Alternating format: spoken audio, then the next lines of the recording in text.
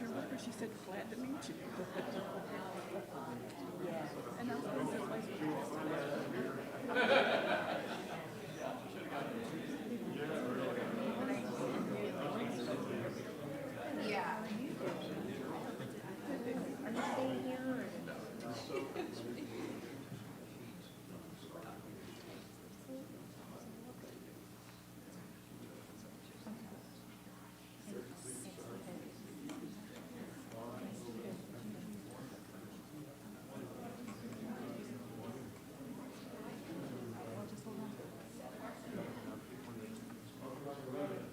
Well done.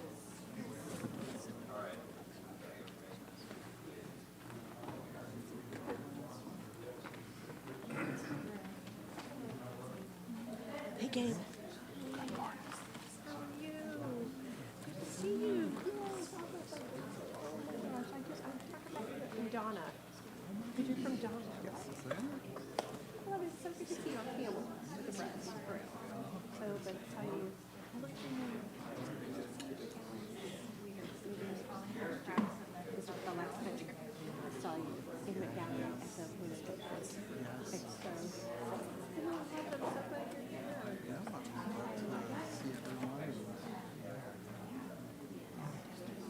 See, all your friends are here.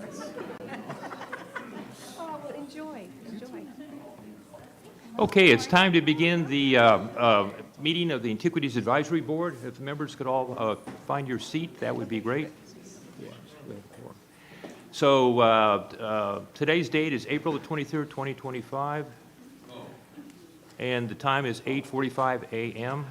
This meeting of the Antiquities Advisory Board has been properly posted with the Secretary of State's office according to the provisions of the Texas Open Meetings Act, Chapter 551, Texas Government Code. The members may discuss and or take action on any of the items listed in the agenda. I want to welcome everybody to our meeting this morning. I'm Jim Brissef, Chair of the Antiquities Advisory Board and a THC Commissioner. And now I'd like to do a roll call of our members, and I'll ask the board members to state your name and your position on the board, starting at my far left. Good morning, Rick Lewis from San Antonio, Texas. Eleanor Stoddard, Houston, State Agency Archaeologist position. Bob Ward, Travis County Historical Commission. Tina Nielsen, representing the Council of Texas Archaeologists, Austin, Texas. Laurie Limbacher, Austin Architect and Commissioner. Thank goodness we have 6 members present. We have a quorum. We can do business today. We do have the following members that are not with us today, and they are Vice Chair and Commissioner Lilia Garcia. We have Doug Boyd's not with us. Joaquin Rivera Martinez is not with us, and unless a member, somebody else? Oh, and Norman Alston is not with us. Unless a member disagrees, I'll approve the absence of those following those members that I announced. Next, we go on to agenda item 2, approval of Antiquities Advisory Board meeting minutes for AAB meeting number 119, January 31st, 2025. Any members, any modifications or corrections to the minutes? Hearing none, unless a member disagrees, I'll approve the minutes of the Antiquities Advisory Board meeting minutes 119, January 31st, 2025. Okay, now we go on to agenda item 3, State Antiquities Landmark nomination for the Rancho Riacho site, 41 RF 14. And to lead us through this discussion is going to be Tiffany Osborne, the Deputy State Archaeologist with the Archaeology Division. Welcome, Tiffany. Thank you. Yes, I'm here on behalf of Brad Jones, who is representing our agency at the Society for American Archaeology Conference in Denver this week. Yes, consider approval for the State Antiquities Landmark nomination for the Rancho Riacho site in Refugio County, and this is 41 RF 14. This site was previously recorded back in the late 80s, and recently Archaeology Division staff has gone out and visited and assessed the site. This is a private archaeological site located on private land that also happens to have a conservation easement on it. And we are submitting this nomination on behalf of the landowner who is interested in protection of the archaeological site. It's seen here in the green, and it actually also bumps up to another protected archaeological site that has been previously designated a state antiquities landmark, where Miller Creek flows down into the Guadalupe River Delta. This site preserves quite a large area of buried shell midden features, and certainly has numerous artifact categories, including Rockport ceramics. And we fully support this nomination from the staff level. And I'll leave this with you. Okay, thank you, Tiffany. Members, we have 3 motions for consideration. A is for approval, B is for denial, and C is that we need more information. I'd like to ask a member to move one of the motions forward by reading it. Mr. Chairman, I'll move motion A, move that the board send forward and recommend to the commission the approval of the SAL nomination for 41 RF14 Rancho Riacho in Refugio County. We have a motion. Do we have a second? I'll second. We have a motion and second. Any discussion, members? Hearing none, I'll call for a vote. All in favor signify by saying aye. Aye. Any opposed? The motion carries. Okay, next we go on to division reports, and Tiffany is going to give the division report for the Archaeology Division to start us off. Thank you, and thank you for approval of the nomination. The landowner will be very pleased. Yes, moving on to our division director's report. Short and sweet this time. Archaeology permits issued for the second quarter went down a little bit from last year to 152 at the same time. However, even that number is still elevated from years prior to 2024. And as you can see, the majority of those archaeological permits, as always, are issued for intensive archaeological surveys, with a smattering of every other category. And that concludes my report. Thank you, Tiffany. Very concise, but very, very important. Next, we'll have Elizabeth Brummett, the Director of the Division of Architecture, giving her report. All right, good morning, Antiquities Advisory Board members. I'm Elizabeth Brummett, the Division of Architecture Director. Our numbers for this past quarter were fairly steady. We had 7 permits issued across a variety of different permit categories. As usual, rehabilitation tends to be our strongest category as the most commonly applied standard for the treatment of historic properties. The demolition permits here are selective demolition leading to a future rehabilitation or restoration project. And the relocation permit is the one that I reported on last time, the Thomas Jefferson Chambers House in Chambers County. In terms of recently completed and approved completion reports, we had a handful of roofing projects at Hemisphere Park. The Pareda House, Kohler House, Weitzel House, and the OK Bar and Groceries all had their roofs replaced in kind with standing seam metal due to hail damage.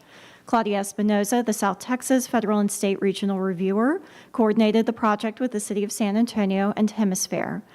Completion reports for the 4 roofing projects were received and approved in January.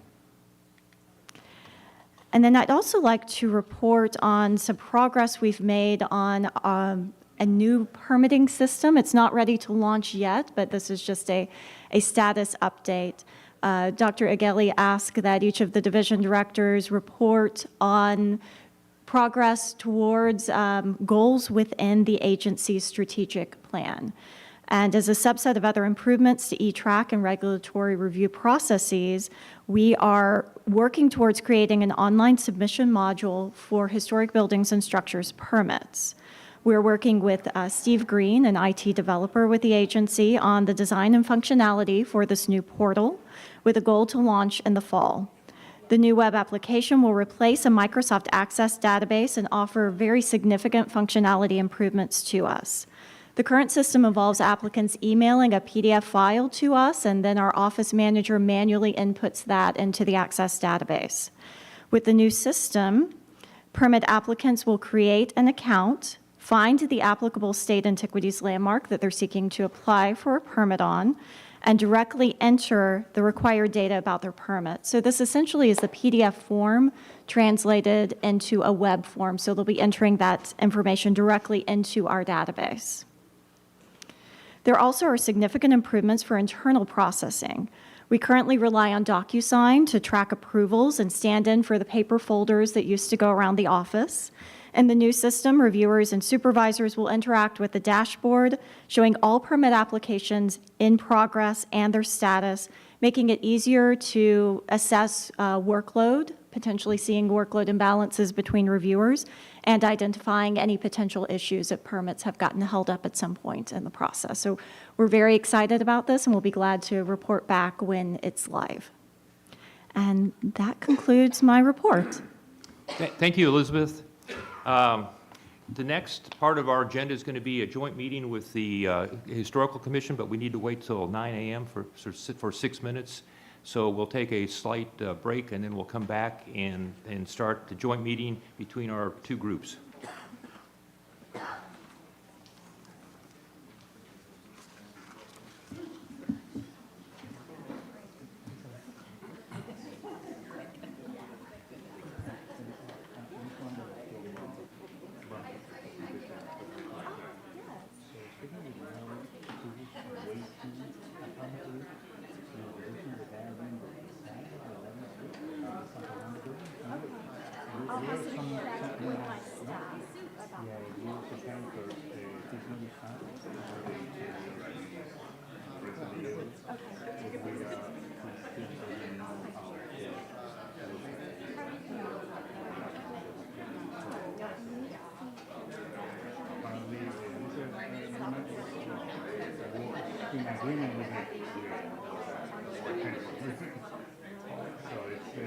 I signed a letter that don't do those reports. Yeah, so,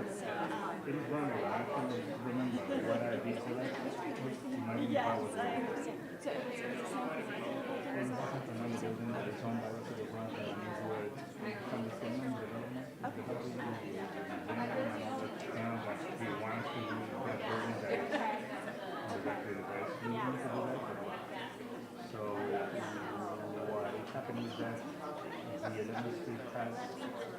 So it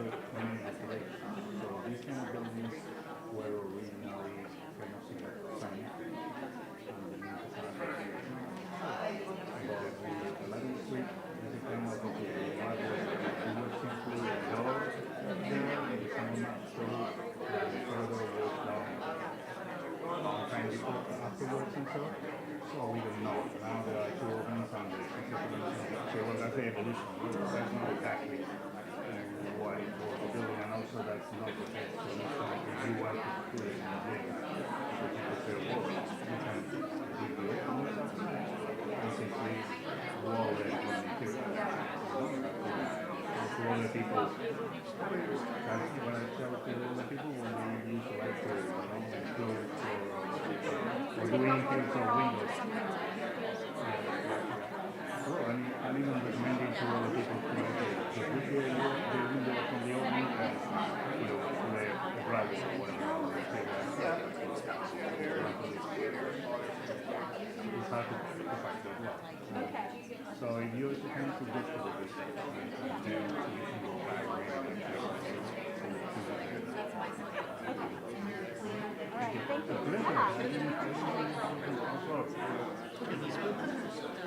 Good to see you. I'm looking forward to today.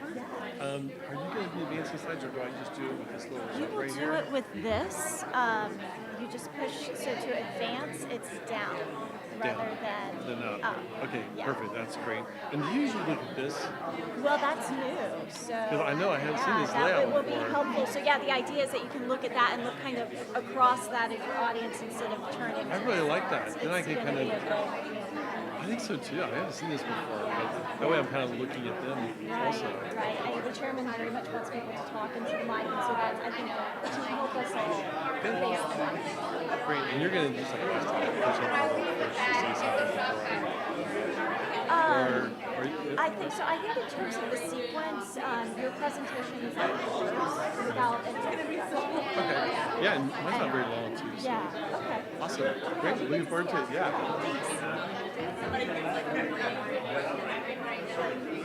Oh, yes, thank you. Yes.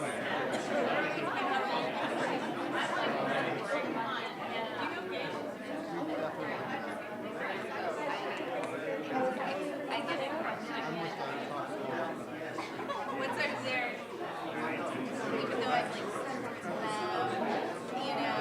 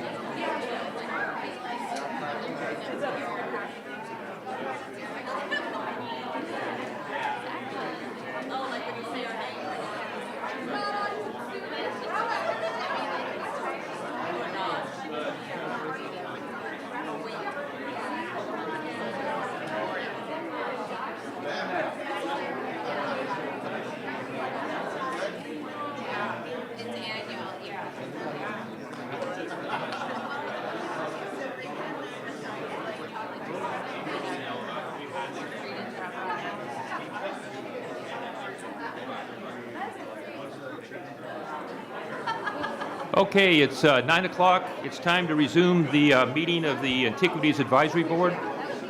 If everybody could take your seat, that would be great. Okay, so I want to note for the record that Norman Alston is here. He was caught in traffic, so we have that AAB member with us, and we appreciate him being here. And at this point, I'll turn the microphone over to THC Vice Chair Garrett Donnelly. Ready? Not exactly. All right, housekeeping for for the public. Good morning, everyone. To avoid any disruptions, please at this time silence your cell phones.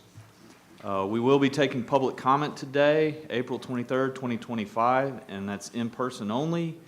If anyone would like to address the commission, please make sure you filled out a form that's on the table at the entrance of the room, and keep in mind no one will be allowed to yield their time to any other person. And I will now call the meeting to order, and we will do introductions starting on my left, I think. Jim Brisseth, Austin. Laurie Limbacher, Austin. Ted Houghton, El Paso. Lenny Dutia, Dallas. Pete Peterson, Alpine. Garrett Donnelly, Midland. Catherine McKnight, Dallas. John Gray, Dallas. Fritz Duda, Dallas. David Gravel, Highland Park. Monica Sadate Burdette, Rockport.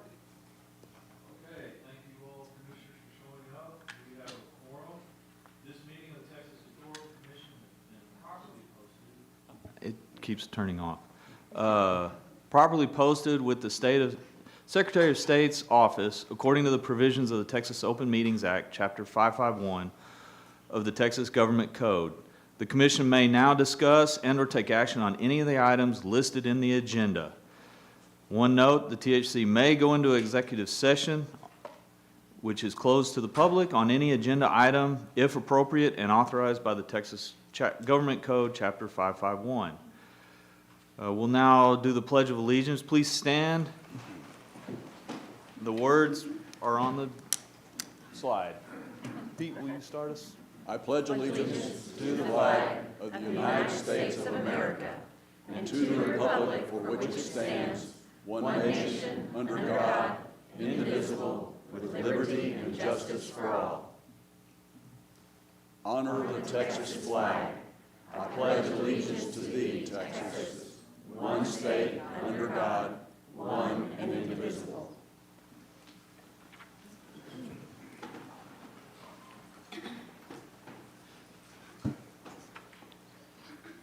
Okay, I'm already out of order since I was supposed to do introductions now, but that's okay. We do have a quorum present, and I declare the meeting open again. We will say Chairman Now is on his way. He'll be joining us shortly, so I don't think we need to excuse his absence right at the moment. Okay? Oh, I'm sorry. We do need to excuse Lilia Garcia. Can I get a motion? So moved. Second. All in favor? Aye.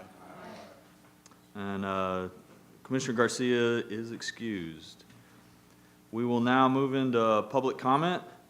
Members of the public may address the commission concerning any matter within the authority of the commission. The chairman or vice chair in this case can limit the length of time to each individual. At this time, we'll take public comments. Everyone will be limited to 3 minutes per person, and no one is allowed to yield their time to another person.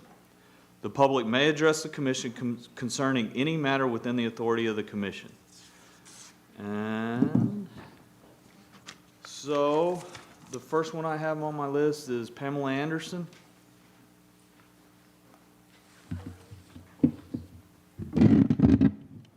Pamela Anderson, Executive Director of the Texas Brazos Trail Region. Good morning, commissioners and attendees. The Texas Brazos Trail Region has made exciting progress in heritage preservation and collaborative education across the region and the state. One of our key initiatives, Brazos Trail Boots to the Ground, is building real momentum. This program is all about strengthening relationships, forging strategic partnerships, and boosting economic growth in counties, communities, and rural heritage sites. From handshake to handshake, we're selling not just the steak, but the sizzle, the authentic depth of Texas history.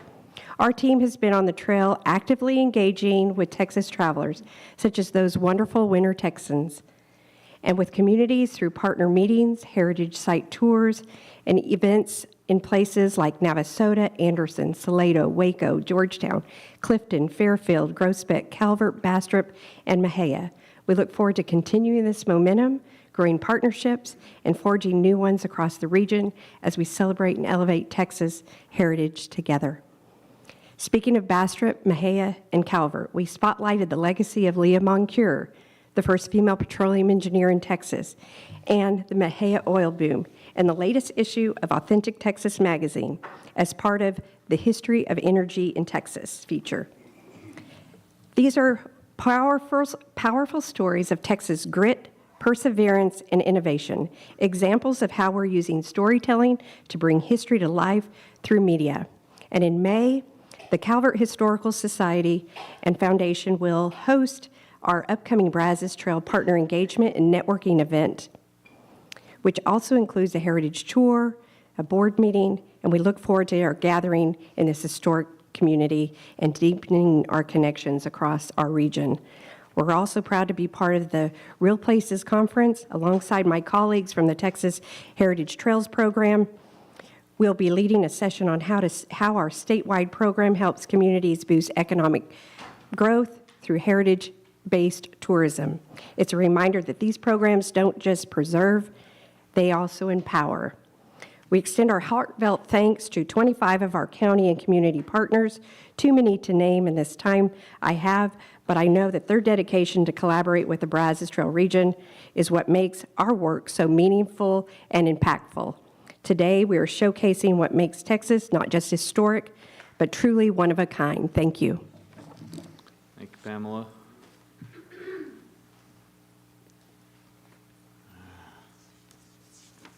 Next, we have Pamela Morales de Hendricks, Texas Tropical Trails update. Good morning, Commissioners. I am Pamela Morales de Hendricks, Executive Director for the Texas Tropical Trail Region. I started February 5th, so I'm a young pup. But I'm very excited to be here and share some of the news and happenings in the region. But before I officially begin, I'd like to point out the Tropical Trail Region Board of Directors in attendance. So over here we have Tara, Board Chair, and we have Gabriel Ozuna, also on our Board of Directors, and of course Valerie Bates, Chair Emeritus. So thanks to the board for being here. We're very excited to attend Real Places Conference. We are a breakfast sponsor for tomorrow, I believe, so please enjoy the breakfast. And we also were able to sponsor a preservation scholar, Arian Perez, so he will be here for the conference. Hopefully he'll become part of our region in preservation and heritage tourism. Since the last quarterly meeting in January, we organized 3 partner events. So we host partner events in different towns. We were in Rockport, Sarita, Kingsville, and Tilden. I know who goes to Tilden, but the Free State of McMullen County was really great. We welcomed about 100 individuals, more than 100 individuals at these partner events.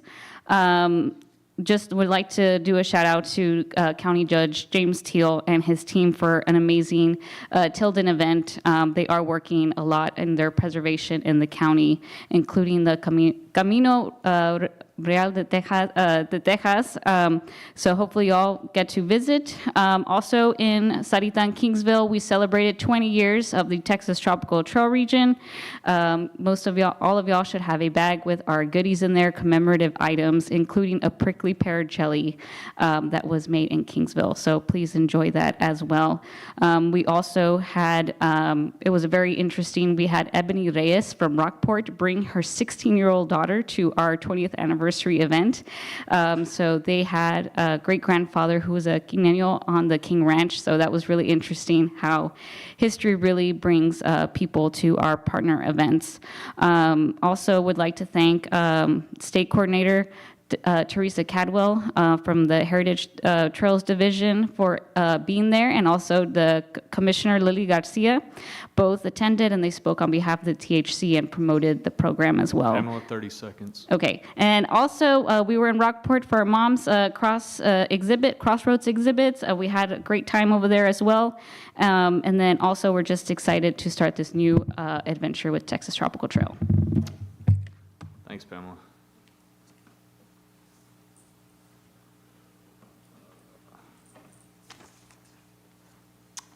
And now we have Valerie Bates for the Port Isabel Lighthouse.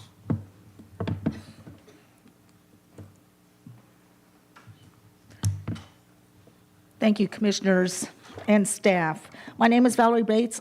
I'm the Port Isabel Lighthouse State Historic Site Manager, and with me today is Cody Camacho, who works with me at the Lighthouse and the Port Isabel Historical Museum. Fiscal year to date, Lighthouse visitation is up 6%, and economic impact, Port Isabel's 2024 sales tax outperformed all Rio Grande Valley towns with a 19.95% increase. The Lighthouse is a beacon. Saturday was our 6th annual Lighthouse Easter egg and history hunt. It was the second year for the history hunt feature. 750 historical commission read custom imprinted eggs containing instructions to a history hunt were scattered on the Lighthouse Hill along with 20,000 other not so exciting eggs. Last year, 380 started the history hunt and 121 completed it. This year, over 700 completed the history hunt. The visitor center was activated. We are loving how our visitors love our history. It was a delight to see families explore the exhibits looking for clues in the text. About 2,000 people attended the event. On March 1st, we had our interpretive master plan stakeholder meeting. Lots of prep, and here it was, a room full of peers who care about the Lighthouse as much as we do. All individuals with their different perspectives. And thanks to the direction of Angela Reed, her team, and our consultant, we gathered a gold mine of information, ideas, and challenges. We're looking forward to the direction our plan sends us in. Joseph asked me to attend the United States Lighthouse Society 25th Anniversary National Lighthouse Preservation Act Conference. Thank you, Joseph. We were the only Texas lighthouse represented. I struggle to find the words to express the impact of this experience, but maybe I can sum it up with just this. I found my tribe. From preservation to day-to-day lighthouse keeping to tourism, we have so much in common and so many differences.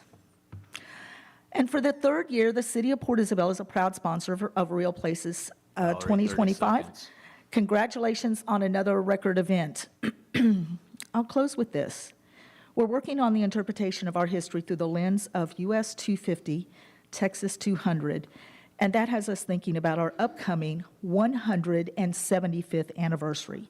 Yes, 2027-2028, the Port Isabel Lighthouse celebrates 175 years. We are already working on how we can create an experience worthy of such a milestone. Thank you. Thanks, Valerie.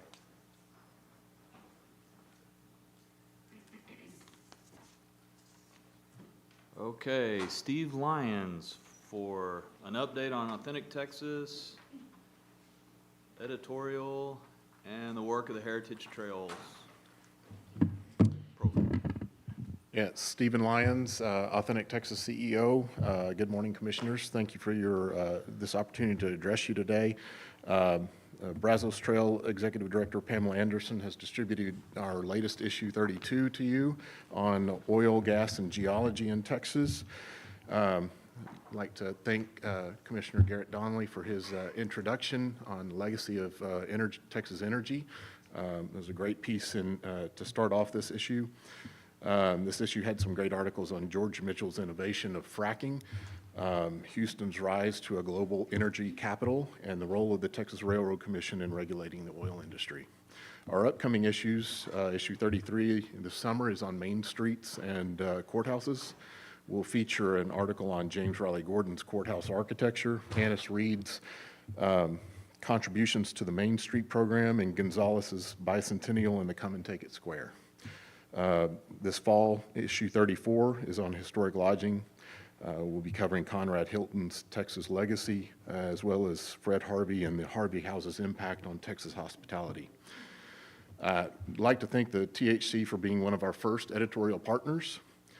We built a strong ongoing partnership together with the THC, and we are working towards ways we can further deepen our partnership to be an avenue to highlight the work of the THC in the Heritage Trail regions. We have 3 other editorial partners, 2 of whom we've brought on in the last 2 years, the Texas Historical Foundation that we are working with closely. Of course, one of the other first editorial partners we had was the Texas Libraries and Archives Commission, and our newest partner is the Texas State Historical Association. We've got 4 great editorial partners that help us a lot and support us, and vice versa. We are proud to continue supporting the work of the Heritage Trail Program and are especially thankful for our 5 trail partners, Brazos, Forts, Plains, Pecos, and the Mountain Trails. We've expanded our digital presence and our website work to where we can further push more Texas historical content, reaching wider audiences, and our ultimate goal for AT is to bring more people and younger generations into the work of historic preservation in their communities and regions. And we're also looking forward to our 10th anniversary in spring of 2026, so we are building on that foundation and growing from there. Our Authentic Texas team thanks you for your continued support of us and Texas heritage, and we look forward to our continued collaboration and partnership. Thank you. Thanks, Steve.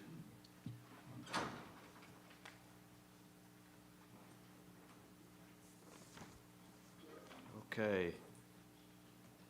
And now we have County Judge Connie Scott of Nueces County.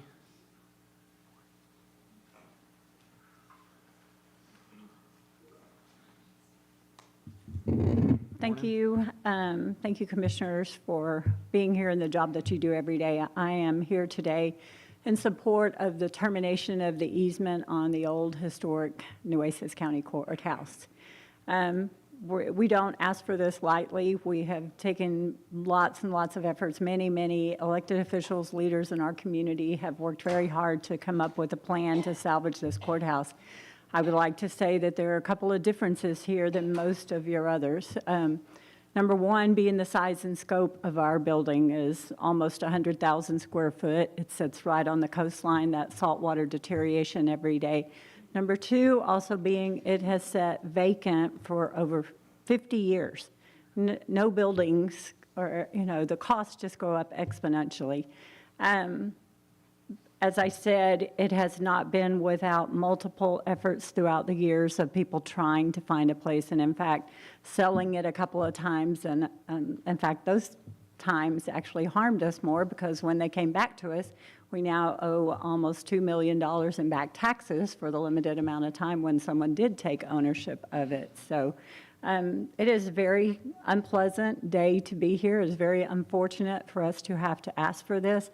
We now believe sincerely, with the deterioration of the building, with the outside as well, that it is a major safety issue. We have children cutting through the fence. We have people going in there. Our crews try to go clean up. But if you see these massive blocks that fall off of this building, it is a safety issue for all of us. And because of that, I ask for your support in the termination of the easement so that we can move forward and try to do something else. Thank you very much for your time.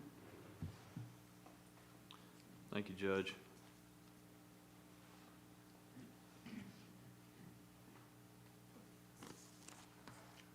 Okay, and Commissioner Mike Pusley? I still can't get it. I'm sorry, Commissioner, That's okay. If I keep coming here, you'll get it right eventually. Yes, I hope so. Thank you very much. My name is Mike Pusley. I'm County Commissioner in Nueces County. I was elected to that position in 2009, served to 2018, and left for a couple of years, and this January I was reelected to that position.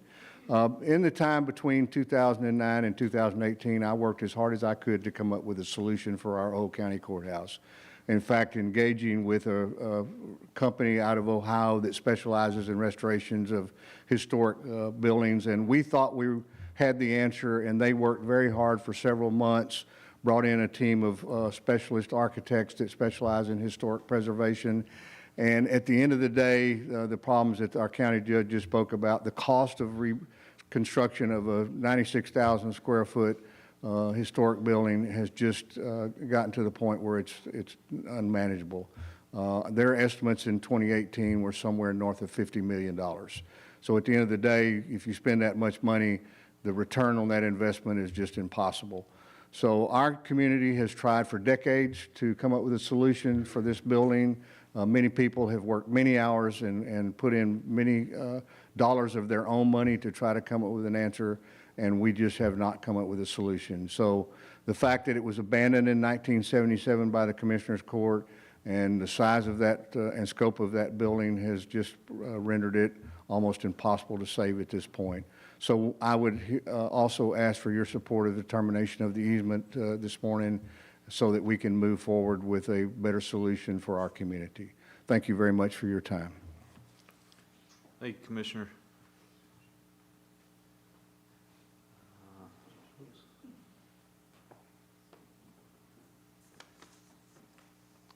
Okay, now Allison Kendrick, Texas Plains Trail.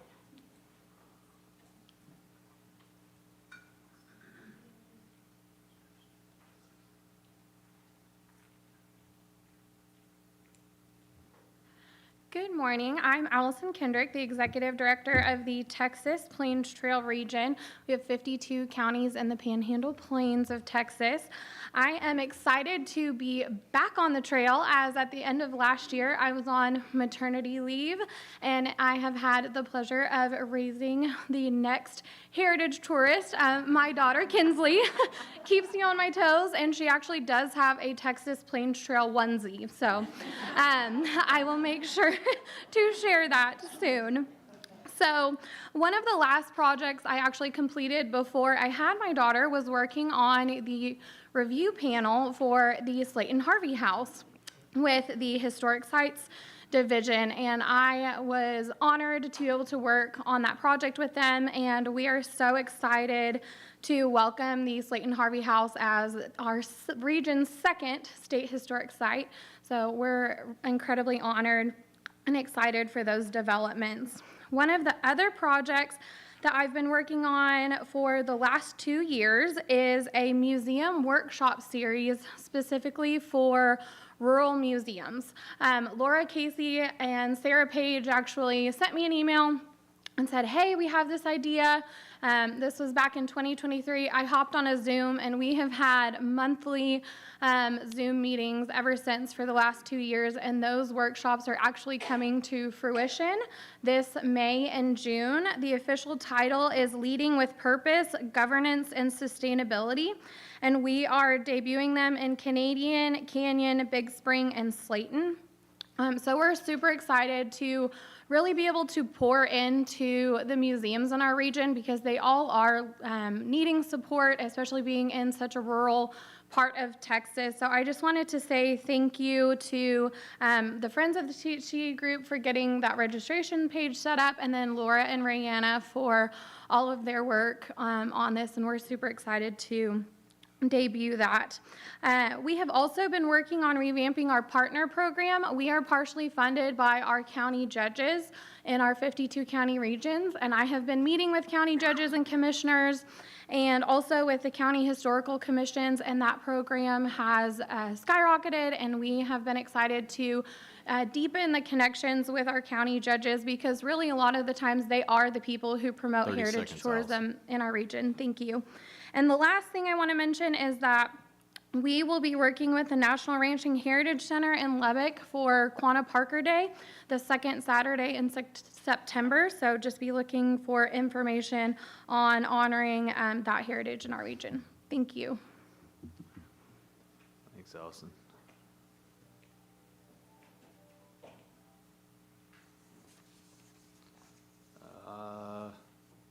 Tammy Verdon. Texas Forts Trail. Good morning and thank you. As Garrett said, I'm Tammy Verdon, the Executive Director of the Texas Forts Trail Region. I'm happy to say that I am well into my 6th year with the Heritage Trail Program and the Texas Forts Trail Region. It still seems like I'm in my 1st year. Things have been wild and crazy, and as multifaceted as our jobs are, it keeps us busy. I do want to say, program-wise for the Texas Forts Trail, we started a program, and I say we, meaning Mary Adams, my board chair with the W.K. Gordon Center in Thurber, alongside with the Texas Forts Trail, has done quarterly museum meetups for the little over a year now. We move those around in the region, and we invite all of the museums, small, medium, large, privately owned, city-owned, county-owned, all the above. We do this for their networking.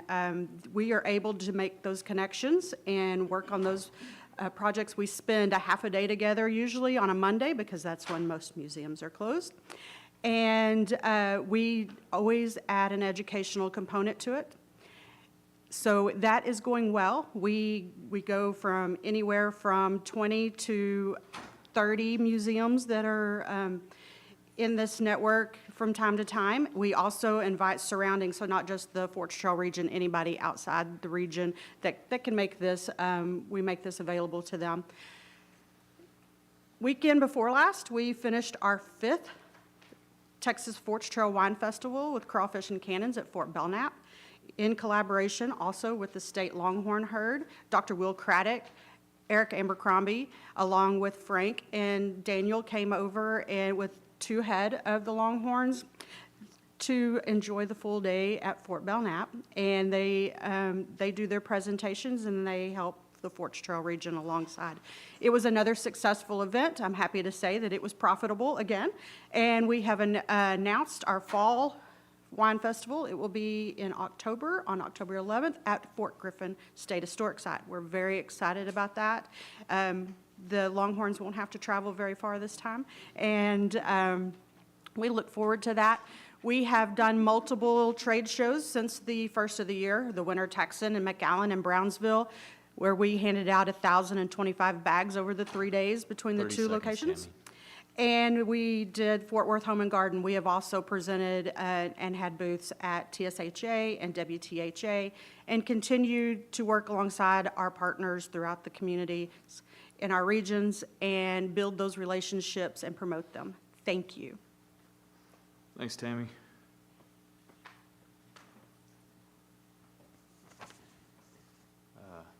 Hasib Abdullah.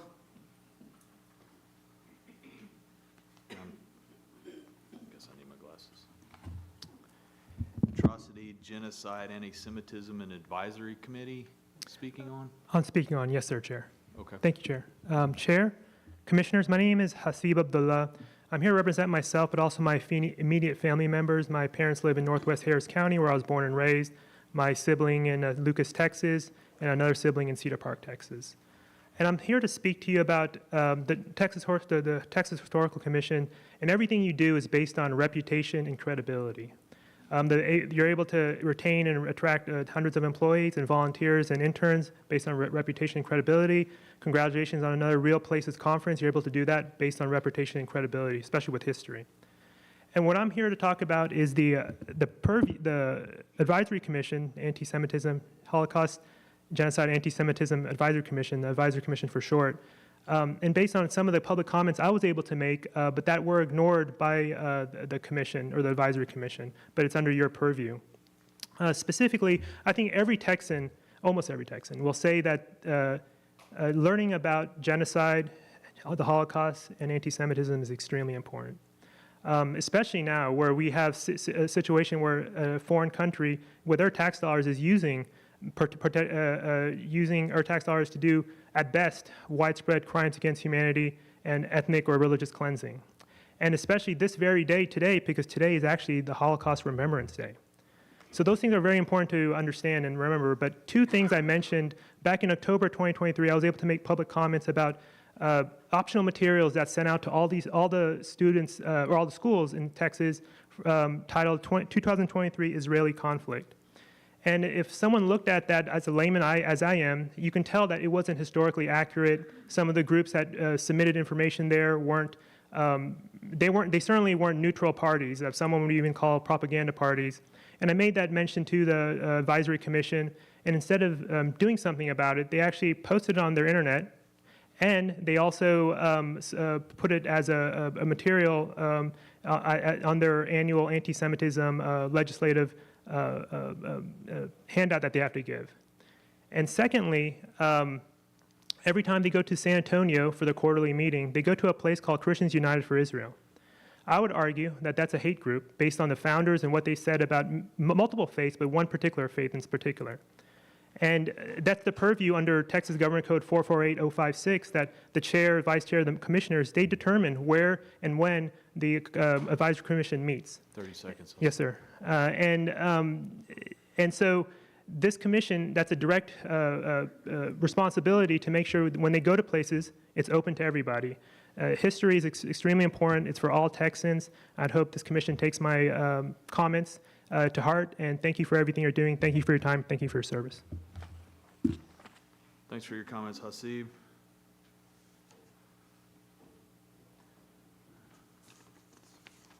Okay, that'll conclude our public comment section. We'll probably proceed back to the joint AAB for an update on the Alamo plan. Let Jim take it. Okay, I'll take it from there. So we're going to have a presentation on the Alamo plan by the staff members from the Alamo Trust Incorporated. I don't know who's going to take the lead on that, but I also want to recognize that we have with us Texas Land Commissioner Dawn Buckingham and her staff, and I want to welcome all of you to our commission meeting this morning. Yes, the one update from the Alamo Trust and their various consultant teams is an update on the Alamo Cenotaph restoration, and Larry Ursick with Architexas is here.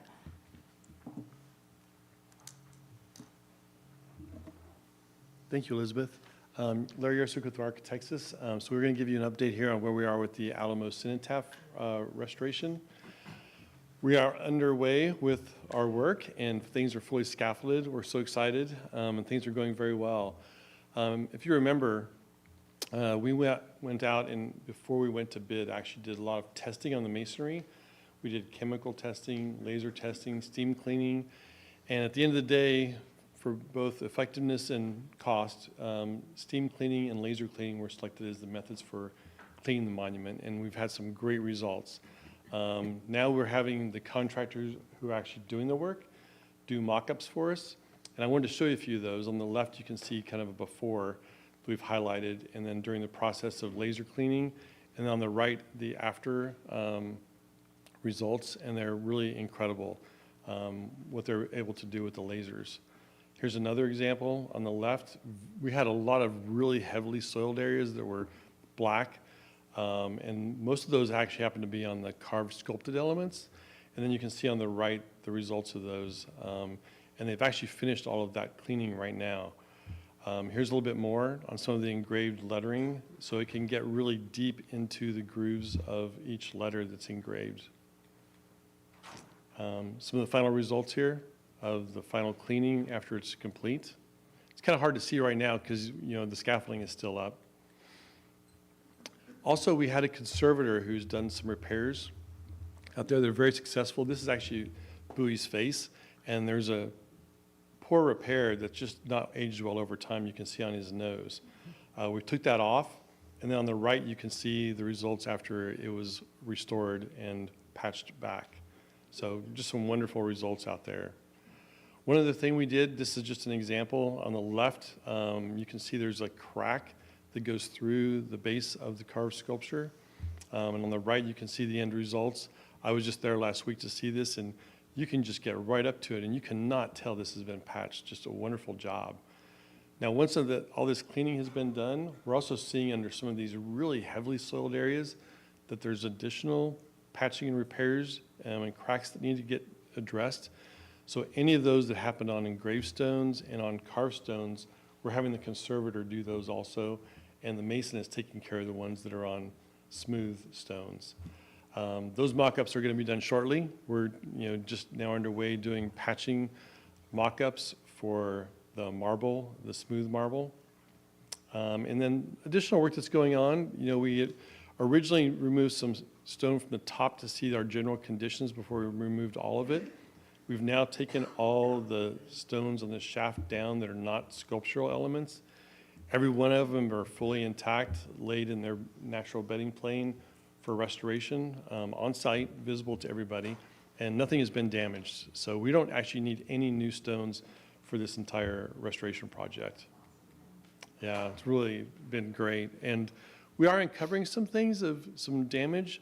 I have to say, not necessarily that unexpected. We just didn't know what was, concealed.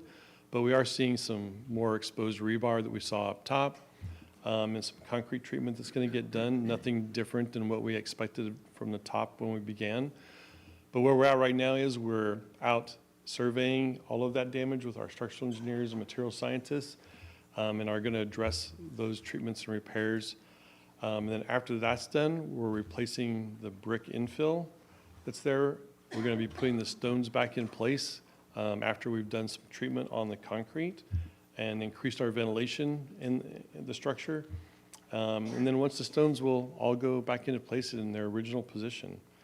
And currently, we're on schedule and ready for completion, expected right now at the end of September.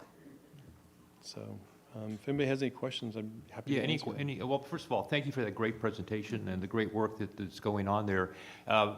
Commissioners or AAB members, any comments? Yes, Lori. Hi, Larry. Hi. Thanks so much for your presentation.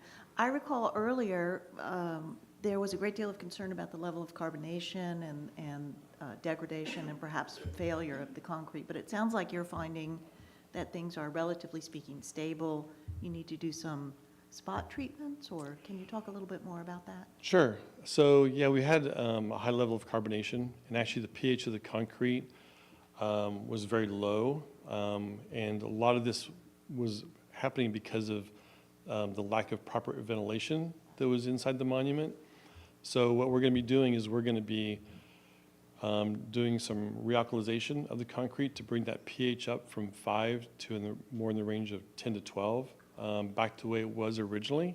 Then we'll be actually treating the exposed rebar, patching it and then actually going back with a thin coating on the concrete that's going to really make it last like 10 times longer than it would just by putting that coating on. Additionally, we've added some concealed ventilation to the monument, a little bit more on top, and then we're bringing in some fresh air down below that's all concealed within the landscape bedding area around the monument, so you really will not see any changes in the monument whatsoever. And then by doing that ventilation into the shaftway, we also are going to have access. So in the future, people can go in there, staff and view what's going on and make sure that further deterioration is not occurring.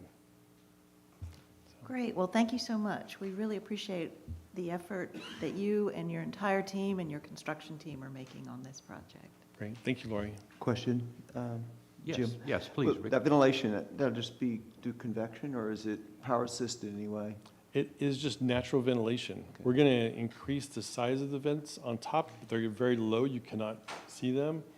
And then we've got a grate in the landscape bed that's concealed that will actually give access through a louvered door that's secured to the shaft. And then at the boot area that we've never had access to, we're creating some holes between the diaphragm walls inside the monument. And then we're adding a little bit of extra ventilation below grade that's going to come out and turn up to some little mushroom vents that are hidden within the landscape. But it'll all be natural ventilation. And it was all calculated by our material scientists and the volume of what we needed in there. But we also are going to have some continued monitoring of the humidity levels within the monument after we get complete as well. Great news that you'll have those access, and that the frame itself is in as good a shape that it's in. There were a lot of concerns about that, so good work. Great, thank you. Any other comments for Larry? Yes, David. This is really a comment, not a question. If you step back from this presentation for a minute and see the wonder of what has happened when you have the will to do something, particularly in historic preservation, here are the results. The second thing is, in terms of the will, this beauty, this rebirth of the cenotaph is due and owing to this commission, which stood firm by not moving the cenotaph and forcing this kind of work to be done. So I think the commission can rightly be proud of what we did.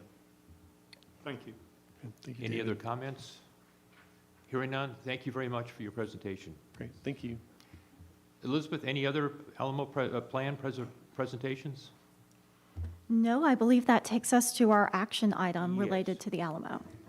So the action item is discussion of possible action regarding historic buildings and structures, antiquities permit number 1326 for construction of a temporary protective enclosure over the Alamo Church, San Antonio, Bexar County. And Elizabeth is going to give us, walk us through this presentation. Yes, this is something that the Commission and Antiquities Advisory Board has heard about in concept with prior presentations from the Alamo Trust and their design team, but we now have the actual proposal in front of us for your consideration.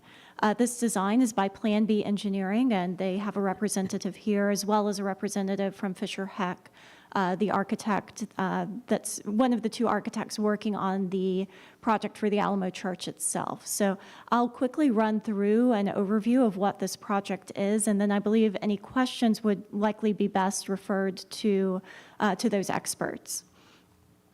The proposed permit would allow for construction of a temporary protective structure, scaffolding, and wall bracing to safely execute the future comprehensive rehabilitation of the Alamo Church.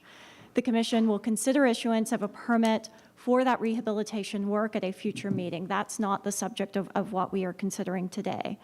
But it's important to understand the scope of what that project is going to entail in order to understand how this was designed.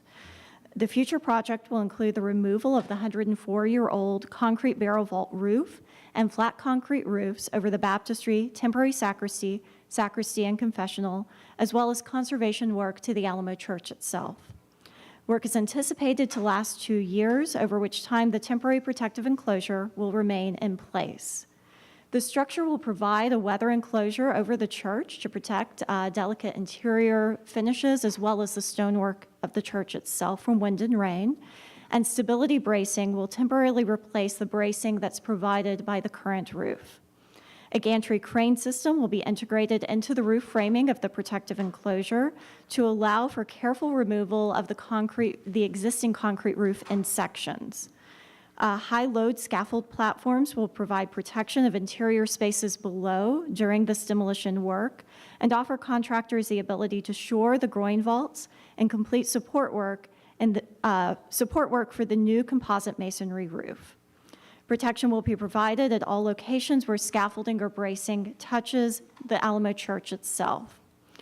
Exterior scaffolding will be supported by an elevated steel platform. It's essentially cantilevered off of these main supports, which will allow for archaeological investigations and installation of drainage in the future.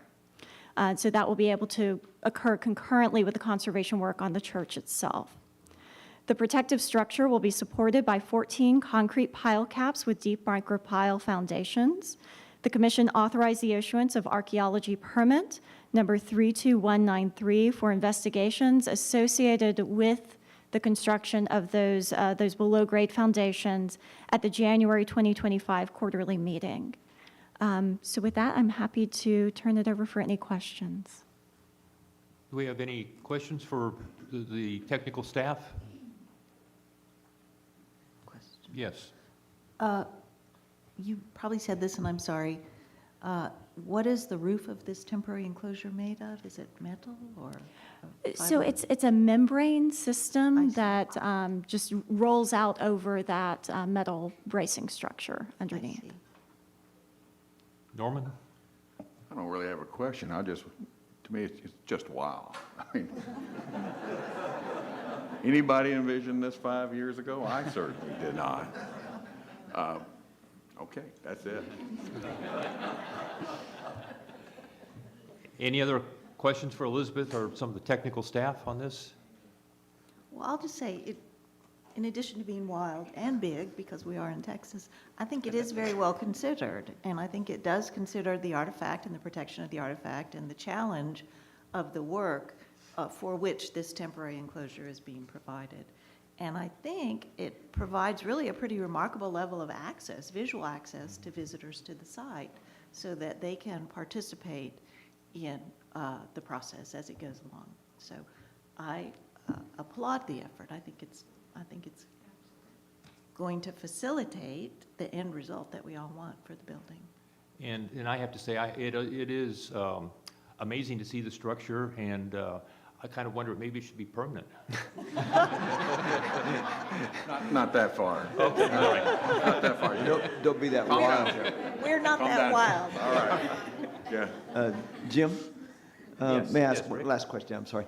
About the access of visitors. As I tried to understand dance floor and all the other platforms and the nuances there, I kind of like those devices that are going to barely touch the walls to make sure they're okay. It reminds me of those things that used to hold our Atlas rockets before they would go into space, just barely touching them.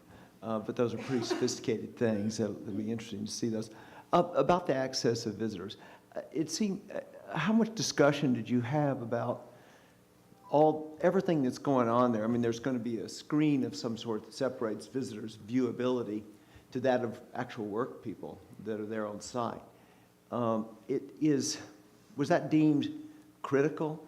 And then are those just rare occasions or intermittent times when visitors could be on site? Because there's going to be a lot of things going on. Right. The remainder of the site will remain open. We have the new collection center behind this. The education center will be coming online at some point. For the Alamo Church itself, access would be limited for safety considerations. My understanding is it would be hard hat tours only at selected opportunities. I imagine when construction work is not actively underway. Okay, good. Thanks for clarifying that. I'm happy to, if someone else has a better The word answer. visitor kind of tripped me there, because I couldn't imagine people going in there and wanting to stay to watch a piece of steel being moved or a piece of concrete being taken out. Okay, thank you so much. I wasn't suggesting that, Rick. No. I was just saying, I think it's remarkably open for being a protective enclosure. And so I think it will allow visual access, and it will allow people, as they visit the site, to perceive sort of the progress of the work. That's what I think is nice about it, so. Yes, Norman? One last thing, hopefully, because I do think it's great. I mean, I appreciate this effort so much, because what we are doing is seeing sort of preservation, the effort and technology that most people don't realize exists, and that this can be an example of what maybe should be done in a lot of places. My closing thought is to ask the question: is this where we tell Notre Dame to hold my beer? Because that's pretty impressive, I tell you. Okay, any other comments or questions? Hearing no other comments or questions, I think it's time for us to look at some motions to vote on. For AAB, we have two motions here. Motion 1 is approval. Motion 2 is disapproval. I would like to ask a member to move one of the motions forward. I'll move forward motion, option 1, move to send forward to the commission and recommend authorizing the executive director or his designee to issue historic buildings and structures antiquities permit 1326 for construction of a temporary protective enclosure over the Alamo Church, San Antonio, Bexar County, with staff authorization to review necessary and minor design changes as the project progresses. Do we have a second? Second. We have a motion second. Any further discussion? Hearing none, I'll call for a vote. All in favor signify by saying aye. Aye. Any opposed? Motion carries. Now on to the commission. Commissioners, based upon the vote of the Antiquities Advisory Board. Okay, based upon the vote of the Antiquities Advisory Board, I move to authorize the executive director or his designee to issue historic buildings and structures antiquities permit number 1326 for construction of a temporary protective enclosure over the Alamo Church, San Antonio, Bexar County, with staff authorization to review necessary and minor design changes as the project progresses. Do we have a second? Motion second. Any discussion? Hearing none, I'll call for a vote. All in favor signify by saying aye. Aye. Any opposed? The motion carries. And finally, before we adjourn Thank you. AAB, I want to let the members know that this is probably my last meeting, that I will be chair of the AAB. My term as a commissioner expired on February the 1st, and I continue to serve until my replacement is selected, and I think that's going to happen before our next July meeting. So I want to tell you that it's been an honor for me to serve with you. Your expertise has been outstanding, and previous members have had the similar outstanding expertise. Having been with the commission for 31 years directly, 24 as a staff member and 7 as a commissioner, I can't tell you how important it is to get the professional input for the commission on these preservation issues as they come up. And the commission has a broader set of issues to look at when they make a final decision, but having the professional input, I think, is critically important. And so the AAB is doing its job thanks to all of you. And with that, I'll call for a motion to adjourn. AAB. Motion to adjourn. Okay, we're adjourned. Thank you. Jim? Thank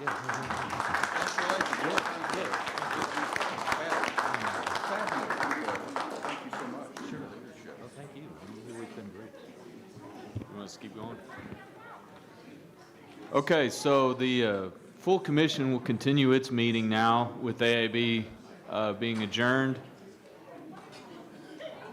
We'd like to call Erica Herndon up for a presentation on the Friends of the Governor's Mansion. Yes, good morning, Commissioners. Thank you for having Everybody me. keep the noise down as we leave. so we can hear the presentation. Thanks, Erica. Yes, absolutely. It's great to be with you today. My report this morning is going to focus on our efforts to restore the interior textiles of the Governor's Mansion. Oops. There we go. So this past year, we've raised private funds to restore the textiles in the Governor's Mansion, and we're now focused on reproducing the textiles in the public rooms. So as you can imagine, after 40-plus years, the draperies, rugs, and other textiles are in need of restoration. The quality of the original materials and exceptional care they've received has allowed for longevity of use since the Clements restoration, which was completed in 1982. However, sun and consistent use inevitably take a toll on fine textiles in an active home, regardless of how beautifully they're cared for. We're incredibly appreciative to our donors because none of what I'm about to talk to you about would have happened without them. Here you can see a list of the public rooms that we're starting with: the conservatory, small and large parlors, Sam Houston bedroom, Pease bedroom, the library, as well as the state dining room. So here's a picture of the small parlor. When the Clements restoration was completed, as I said, in 1982, at that time, a comprehensive design plan for the interiors was established, and this was really the first time that the interiors had been addressed in really this comprehensive way.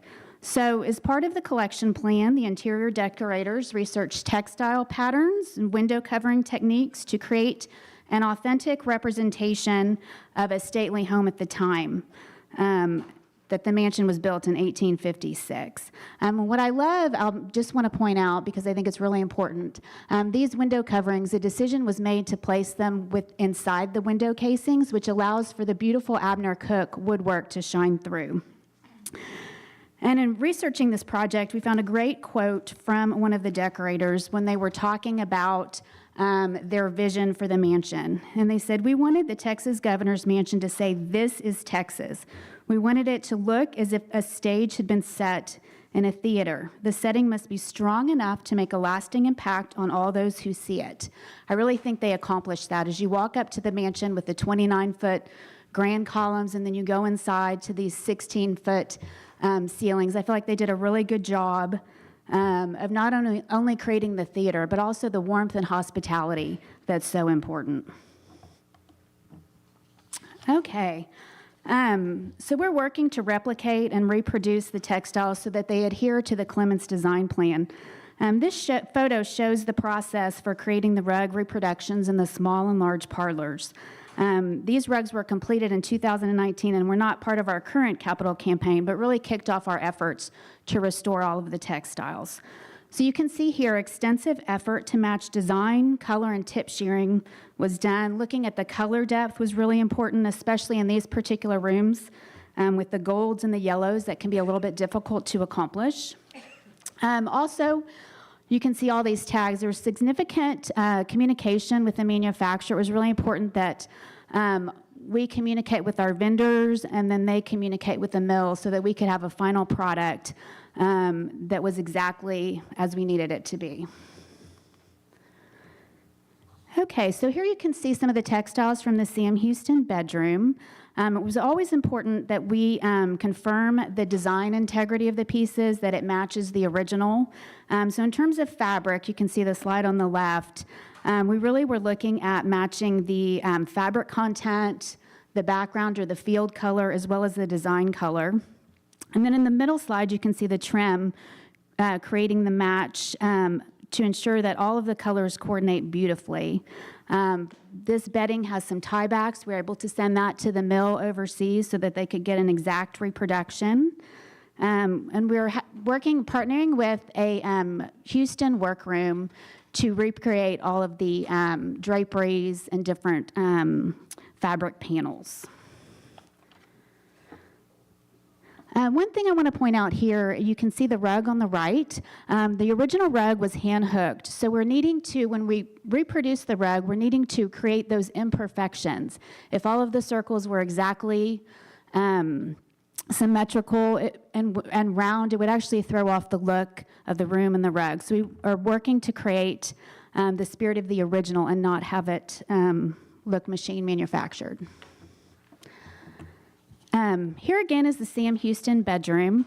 And I've put this slide in just to show you it's really important that all of the elements work together. This is especially noteworthy in the Sam Houston bedroom, where essentially we have two colors, the bricky red and then the cream. And so it's sort of like an orchestra. If one of these elements is off, if the instrument were off, then the whole room is going to be thrown off. So we've got here, you've got little slats that represent a quilt. We have two master quilt makers who are recreating the Lone Star quilt in that bedroom, which if you were to look at it, you would really only see two colors, but it's actually made of 4 different colors of red and 4 different colors of cream. And then we've also got the rug samples and the trim samples. So again, everything working together so that when you walk into the room, it looks just as it did in 1982 when it was completed. The last thing I wanted to talk about, Joseph asked me just to give you a quick update on the greenhouse. I'm not sure that I've reported on this since the THC approved the permitting process, but I did just want to show you how beautifully it turned out if you haven't seen it in person. It's really added an interest to an underutilized part of the grounds. The First Family certainly enjoys it. It's added an additional event space. We recently hosted a brunch to thank our docents for their hard work throughout the year. And then we work with a local garden club, and they assist us with caring for the greenhouse beds as well as other landscaping on the property. So that's been a really great partnership. And just this is the first new structure on the grounds in over 40 years, and I feel like it just fits so beautifully with the mansion and all of the other surrounding buildings. So just want to thank y'all for that. I've had a great opportunity to visit with Joseph a couple weeks ago and walk through the mansion. So thank y'all so much. Any questions? Any questions from the commission? I have a comment and a question.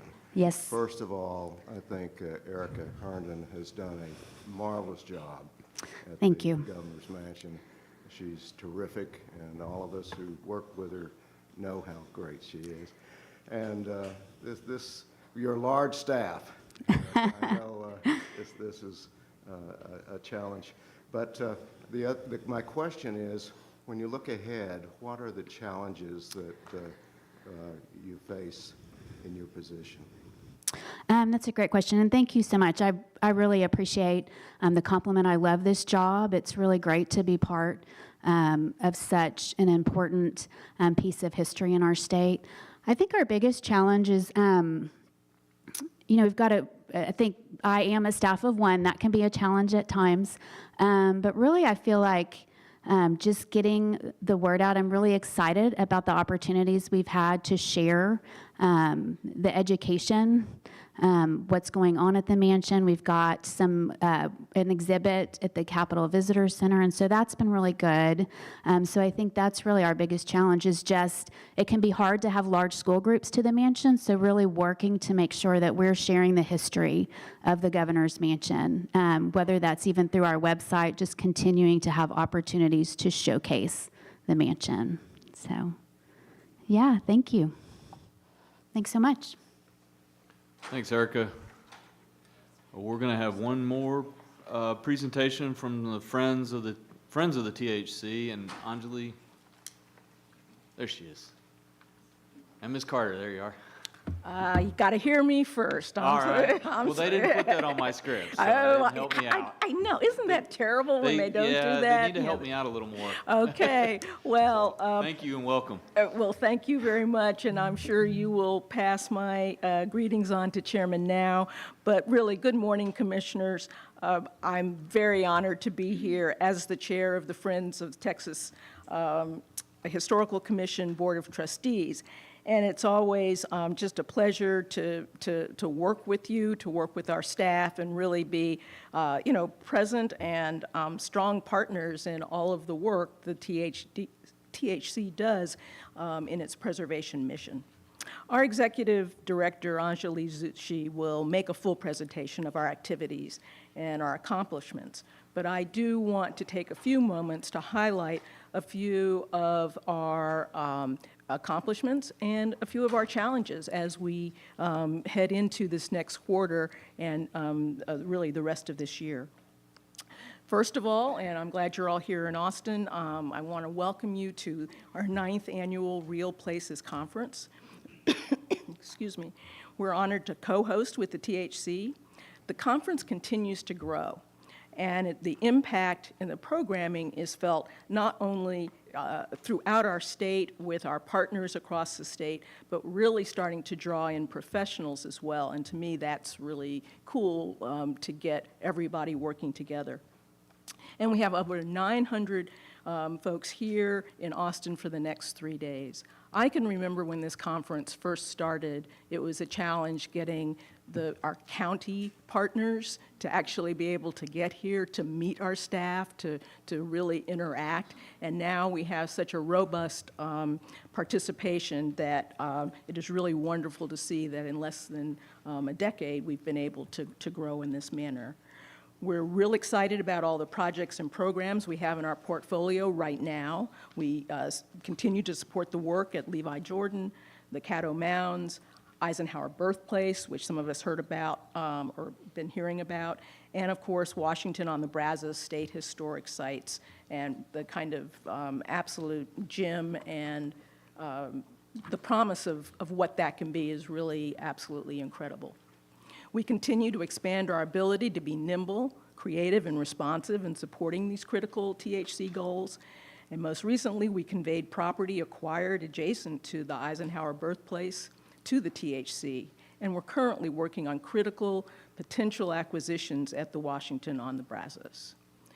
As you know, we support educational programs across THC, including this Real Places Conference. And again, I just hope that everyone's able to drop in, participate, and see really how that has grown. Assuming the opening reception tonight is really going to be incredible just to see the sheer number of people that are showing up and interacting and forging new bonds. To support all of this, the Friends have raised over $2 million, $2.38 million in revenue, and including over $1 million in endowment funds. Speaking of endowments, these are some of the challenges that will face our organization. We're obviously continuing to monitor the financial markets and are in constant communication with our financial advisors as we navigate these swings. But we will be steady, and we will be focused, and we will be unwavering in the support for THC project priorities. And we will do that in a fiscally responsible way. So there are no herky-jerky moves, no panic. It's just do what we need to do, know what our run rate is, know what we need to have on hand, and know what we potentially can grow. And we'll continue to support our partners across the state to tell their stories while broadening their audience. As you may have heard, our goal as a board is to continue to build a very strong foundation.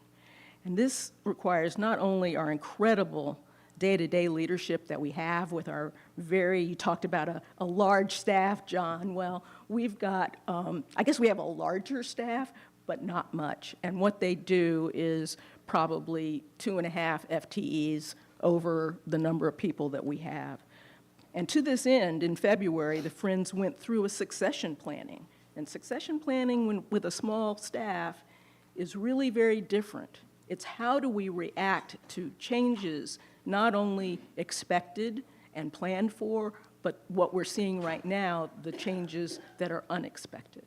And so this succession planning really started to prepare us for inevitabilities. And we're able to continue to build the organization and our efforts in support of the commission while building our own strength and our own foundation. As you hear our detailed report from Anjali, we're ready to answer questions, and I will be at the conference much of the time.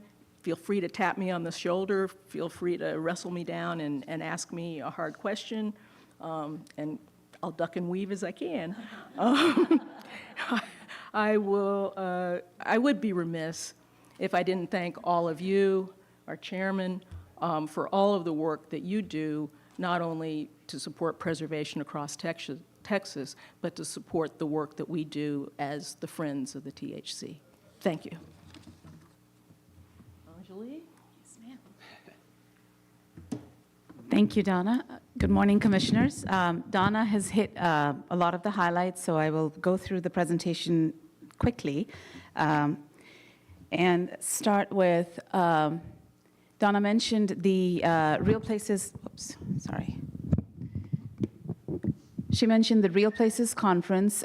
We have raised $142,000 in sponsorships, 15 sponsors this year, 9 unique exhibitors, 28 partners in preservation. These are allied organizations that do work across the state of historic preservation who join us in amplifying the word about Real Places Conference, which results in the numbers that you're hearing about this year, and then 2 media partners. Very quickly, these are our sponsors this year, our partners in preservation and media partners. Moving on to Downtown Georgia licensing project update. Y'all have not heard about it for a while because the work is going on. The platform has been developed, so the state of Georgia is right now working on populating that platform with information about their communities. And our current hosting and maintenance agreement with our vendors goes through October, and at which point, depending on the funding situation with Georgia, because they're also using federal funds to work on this project, we will be able to continue for another 4 years. It looks promising, but I will be able to report back on this more definitively in July. Caddo Mounds, we have submitted a request to the Mellon Foundation. They've come back with some additional requests for information, which we are going to supply to them. The deadline for that is May 10th. And part of the request, per their direction, is for education funding, which will involve members of the Caddo Nation directly in reviewing and working with THC on programming, program development. We are also invited to submit a request to the Meadows Foundation for this project, and that is going on as well. Washington on the Brazos, I'm just reporting on behalf of the foundation here on their numbers. The foundation is about $1.5 million short of its goal, which is pretty incredible considering that this was their first capital campaign. They have been able to really bring in partners, funding partners on this project. Highlights since the last quarter, the foundation received a $250,000 challenge grant from the Abel Hanger Foundation in Midland, and the challenge is to raise additional funds from sources west of I-35, and so they're working on that. They've received some new commitments from individuals and families.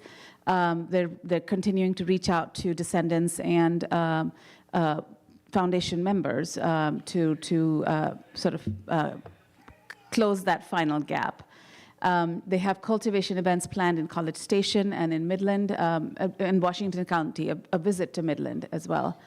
And then they have about $1 million plus in new requests, which include the Edward Child Foundation, Diamondback Energy, Meadows, Birdie and Johnson, Moore, and then several other foundations that they're still working on. And so their focus is continuing to be North Texas, West Texas, and then the local community as well. Speaking about Washington on the Brazos, Donna mentioned the acquisition that we are working on. We're working on the acquisition of a 5-acre piece of property. The commission heard about this at the last meeting. We do have a signed letter of intent, so we have right of first refusal.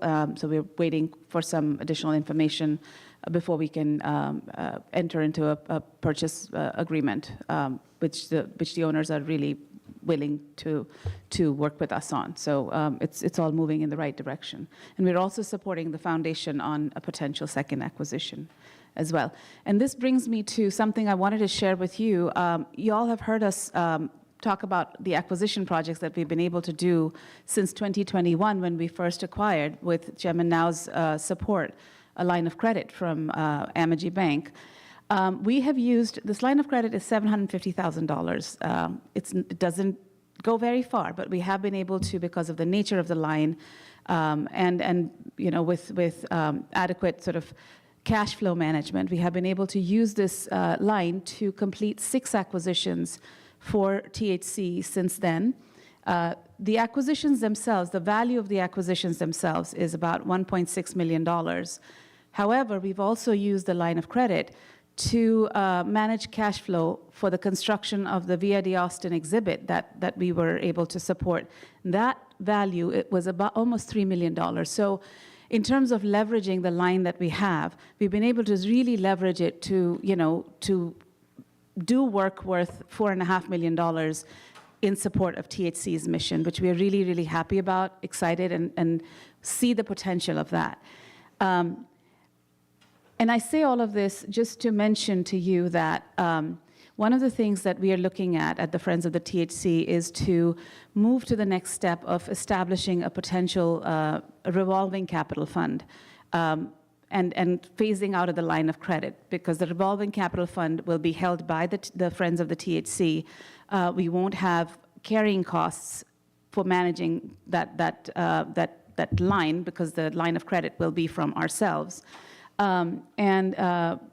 The goal is to build a fund that will allow us to then be more flexible, be able to do more work, similar kind of work, not just for acquisitions, but other projects as well that might need cash flow at some point.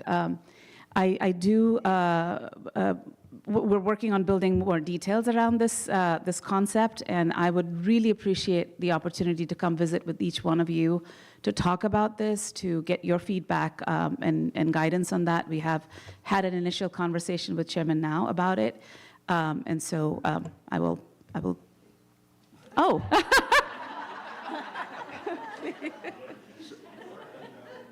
Didn't mean to sneak up on you. I've been involved with a revolving fund at the American Battlefield Trust, and it is work to facilitate land transactions so that Anjali and in the Battlefield Trust, our land representative can make a deal on the spot and know that the money is going to be there. We then go out and raise money to replenish, but the person on the ground doesn't have to say, well, we'll make a deal if we have the money. So I strongly suggest that we support the idea of a revolving fund rather than, as Anjali said, every time we've got a land deal. And I will tell you that there are half a dozen land deals going on right now at a number of our sites. So they need to have the ability to make a deal on the spot. And a revolving fund will at least give them that kind of flexibility. You still have to go raise the money to build it. And then it doesn't self-perpetuate, but it kind of does if it's done correctly. So I wanted to, quote, testify in support of us allowing them to put it together. Thank you. Thank you, sir. Go ahead. Thank you, Chairman. All right, I don't need to say any more about that. Very quickly, I just wanted to share with you that our Preservation Scholars Program for 2025 is off and running. We had 53 applicants, so about 7 applicants per position that we are able to fund. We had 15 interviews, and we actually ended up this time inviting 8 instead of 7 scholars to join the cohort for 2025. These are the students. I'll have more information about them with pictures. Hopefully they'll attend the next meeting if possible. Andrea Escalante, she's from UT Austin and will be working with Alicia Costello in the Markers program. Alicia Flores, who is going to be our Larry Oaks Scholar, an undergraduate student from Austin College. She will be working with the CHD mapping project with Audrey Butera. Jose Sparling Garcia is an undergrad student from UT Arlington, and he will be working on 2 projects, both in the History Programs Division. One is the County Historical Commission online exhibit project, and the other one is Beyond the Markers with Alicia Costello. Emma Gomez, who's a graduate student from Texas State, and she will be working on digital storytelling with Sarah Page in our CHD program. Sydney Salazar, who is our graduate Larry Oaks Scholar, from UT Austin will be working on gathering data and doing data analysis on all the grant-making work that THC does so that the impact can be more effectively shared of the monies that THC is able to give out to communities. Kai Savage is a graduate student from UT Dallas, and he'll be working on the African American Travel Guide project. Brandlin Thompson is an undergrad from Prairie View A&M University and will be working on educator resources with our Historic Sites Division. And Evelyn Todd is our Clay Scholar, a graduate student also from Prairie View A&M, who will be working on the oral history archives at Warner Hogg and with Maggie Brown. So more information about the students. They start on June 2nd and go for 10 weeks through the summer. Some upcoming virtual events, which continues to be a very popular program. I'm not going to go through each one of them, but the information will be on our website. We encourage all of you to attend their fun events. And then Donna mentioned succession planning. I'm not going to go into a whole lot of detail. We will have a written report to share with you at the next meeting. And then finally, our financials for your review. Everything is steady, and we are keeping an eye, especially on our endowment funds. Our funds for projects and programs are more conservatively invested, and so we're very pleased with where we are with that right now. But I'm happy to answer any questions about any of my report. Questions from the commission? Well, thank you, Anjali. Thank Great you. report. Thank you. And I think before we go too much further into the business, let's take a 5-minute recess and let us get reset for the rest of the meeting. So, what time is it? 10, I can't read it. 10:19, if everybody will be back at 10:25.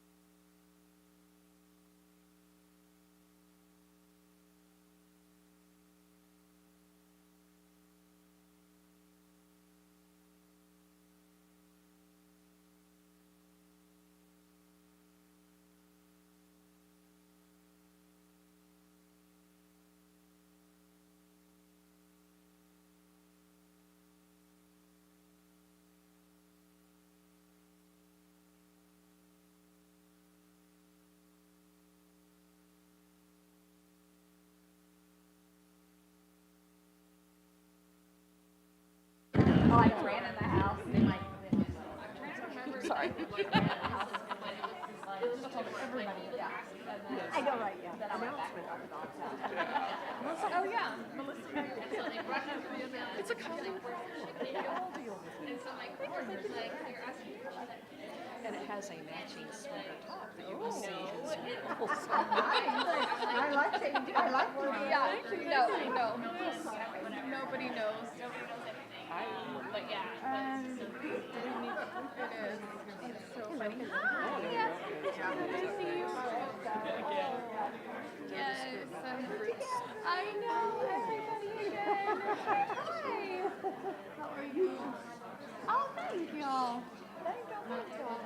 I haven't been at one of these in a minute, so I should probably. And I loved, you know, like you're talking about. Yes. That was so Love to hear about that, you know, and that's so good. I haven't met Pamela. Oh, yes. Margaret Hoekstra, Pamela Morales. former Forts Trail. I was the pre-Tammy version. Now with Authentic Texas. She's also the reason why I exist in this role. So. My intern, and a short-term employee before she got locked away. But anyway, but welcome. This program is so incredible. I'm such a believer in it. And there's such good work, obviously. So. And great presentation. Thank you. The commissioners, as much as you think, oh my gosh, there's another trail director, the commissioners, I've been told several times. All right, everybody, if commissioners will come back up, we're going to get started again. Positive, enthusiastic, not just, I'm here, me. I don't think so.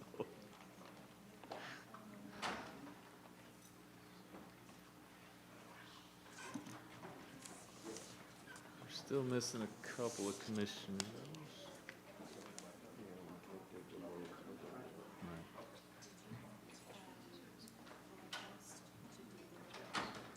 Pardon?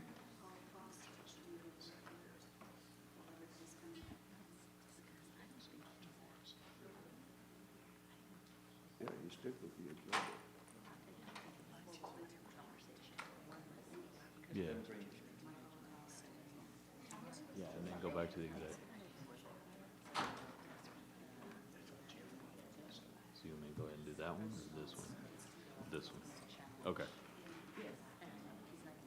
Okay. Well, we'll do this because we can't take a vote. We're still missing. Richard Transplant Powers? Oh, no. Apparently not. So I'll just call her up. So we're going to move the agenda just a little bit. Chairman now has let me continue to control power. Don't get too greedy. My head continues to grow as the day goes on. I wrote a letter for Authentic Texas. Now I get the meeting. It's a good day.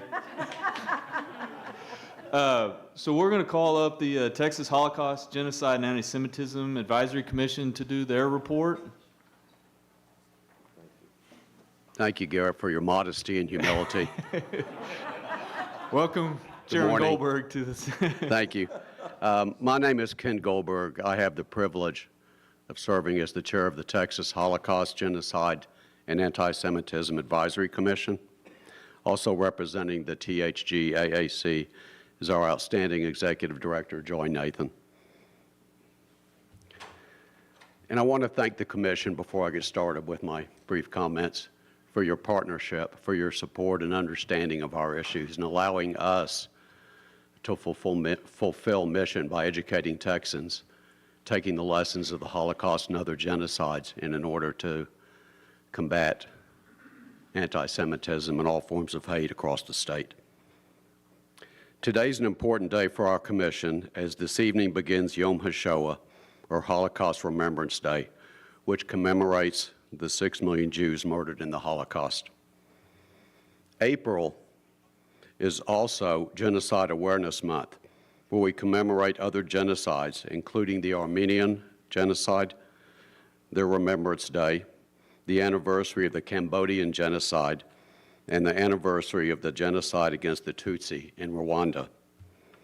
Governor Abbott issued a proclamation earlier this month recognizing the 31st anniversary of the genocide against the Tutsi, bringing more awareness for Texans about this dark moment in history. Governor Abbott for appointing Providence Nkurunziza, my friend, as the THG AAC Commissioner. Providence is a survivor of the genocide against the Tutsi, is an inspirational person who shares her family's story to help Texans understand the true meaning of genocide and what happens with unchecked hate. The THG AAC fulfilled our legislative responsibilities when we issued 2 reports to the Texas legislature before the start of the 2025 session: the Study on Anti-Semitism in Texas and the Holocaust Remembrance Week Survey Implementation Report. Both reports included recommendations for the legislature. We've been tracking progress at the Capitol on bills to combat anti-Semitism and increased Holocaust education, which have seen significant movement in the last few weeks.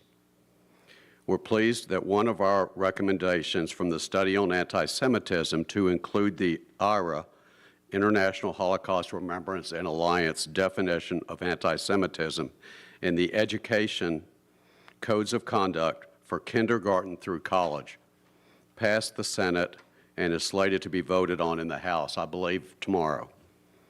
Seeing the increase in anti-Semitism across our state, particularly in universities, our commission has held meetings with presidents of universities to offer help and support to fight misinformation. One opportunity noted in the Study of Anti-Semitism report for the legislature to reduce anti-Semitism is to learn about Jewish community as more than a victim group. May is Jewish American Heritage Month, and we've been working on an initiative to raise greater awareness about the history and contributions of the Jewish community in Texas. Like in previous years, Governor Abbott has proclaimed May 2025 as Jewish American Heritage Month in Texas. We look forward to partnering with the THC to share stories and information about Jewish American Heritage Month this year and in future years. The next THG AAC quarterly meeting will be held in Austin on June 4th.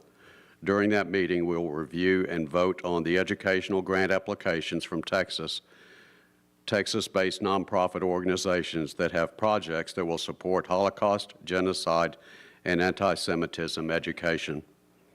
We look forward to bringing our recommendations to the THC for approval at your July quarterly meeting.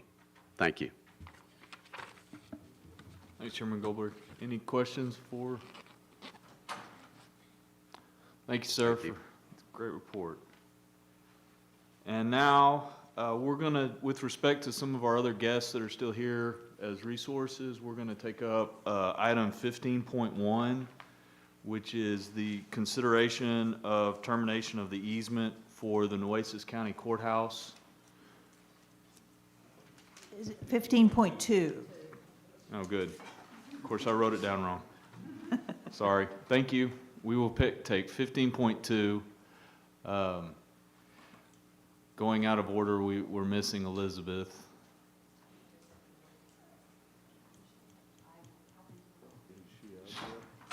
She was here a minute ago. We're looking for her.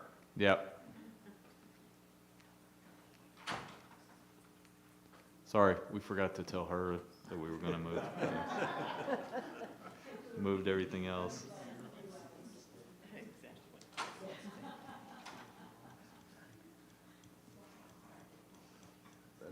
Could have Joe Thrash do it. Well, look who's here. Now we've got 2 lawyers. Inactive. Joseph, you want to go ahead and do the report on the THC social media policy where we track down social media, staff introductions? Just to give everybody an overview of where we are, we have gone through and review where we are with our social media policy. I worked with Kristen, and she was able to kind of do an overall assessment of policies statewide, and we updated it. And Kristen, would you like to just give an overview quickly?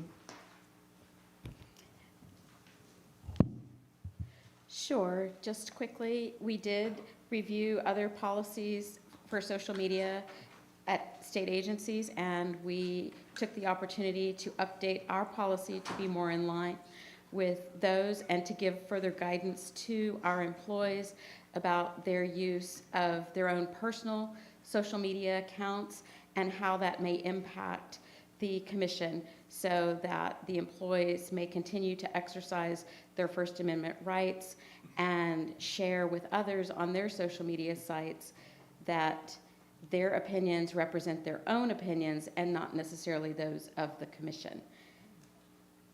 And the next step will be, we'll share that with staff, and then we'll do training. Correct. Okay. And I see Ms. Brumit's here now. I apologize. We should have given you a little more heads up. So thank you for coming back. No problem. I was out talking with Stan Graves, trying to get him situated for our Friday lunch keynote at Real Places, and glad to come back and do this. Okay. Mr. Chairman, would you like me to run through a full presentation on this? I know that not all the commissioners, including you, were able to be here for the presentation I gave yesterday. I think for the most of it, yeah. Go ahead and do the whole presentation. Certainly. So this is a request for termination of the historic preservation easement on the historic Nueces County Courthouse and grounds in Corpus Christi. There's a lot of complexity to consider with this topic, and so I will run through three main items with this. I'll provide some background on the courthouse and the Texas Historical Commission's prior involvement. I will talk about some prior easement and covenant releases that the commission has granted, and also talk about additional process required because the building is designated as a state antiquities landmark. The 1914 Nueces County Courthouse was designed by architect Harvey Page, and it has a 1930 addition to the west. This is a very impressive 4-story building, 4 to 6-story building clad in brick with terracotta ornament, including substantial ionic columns and caryatids.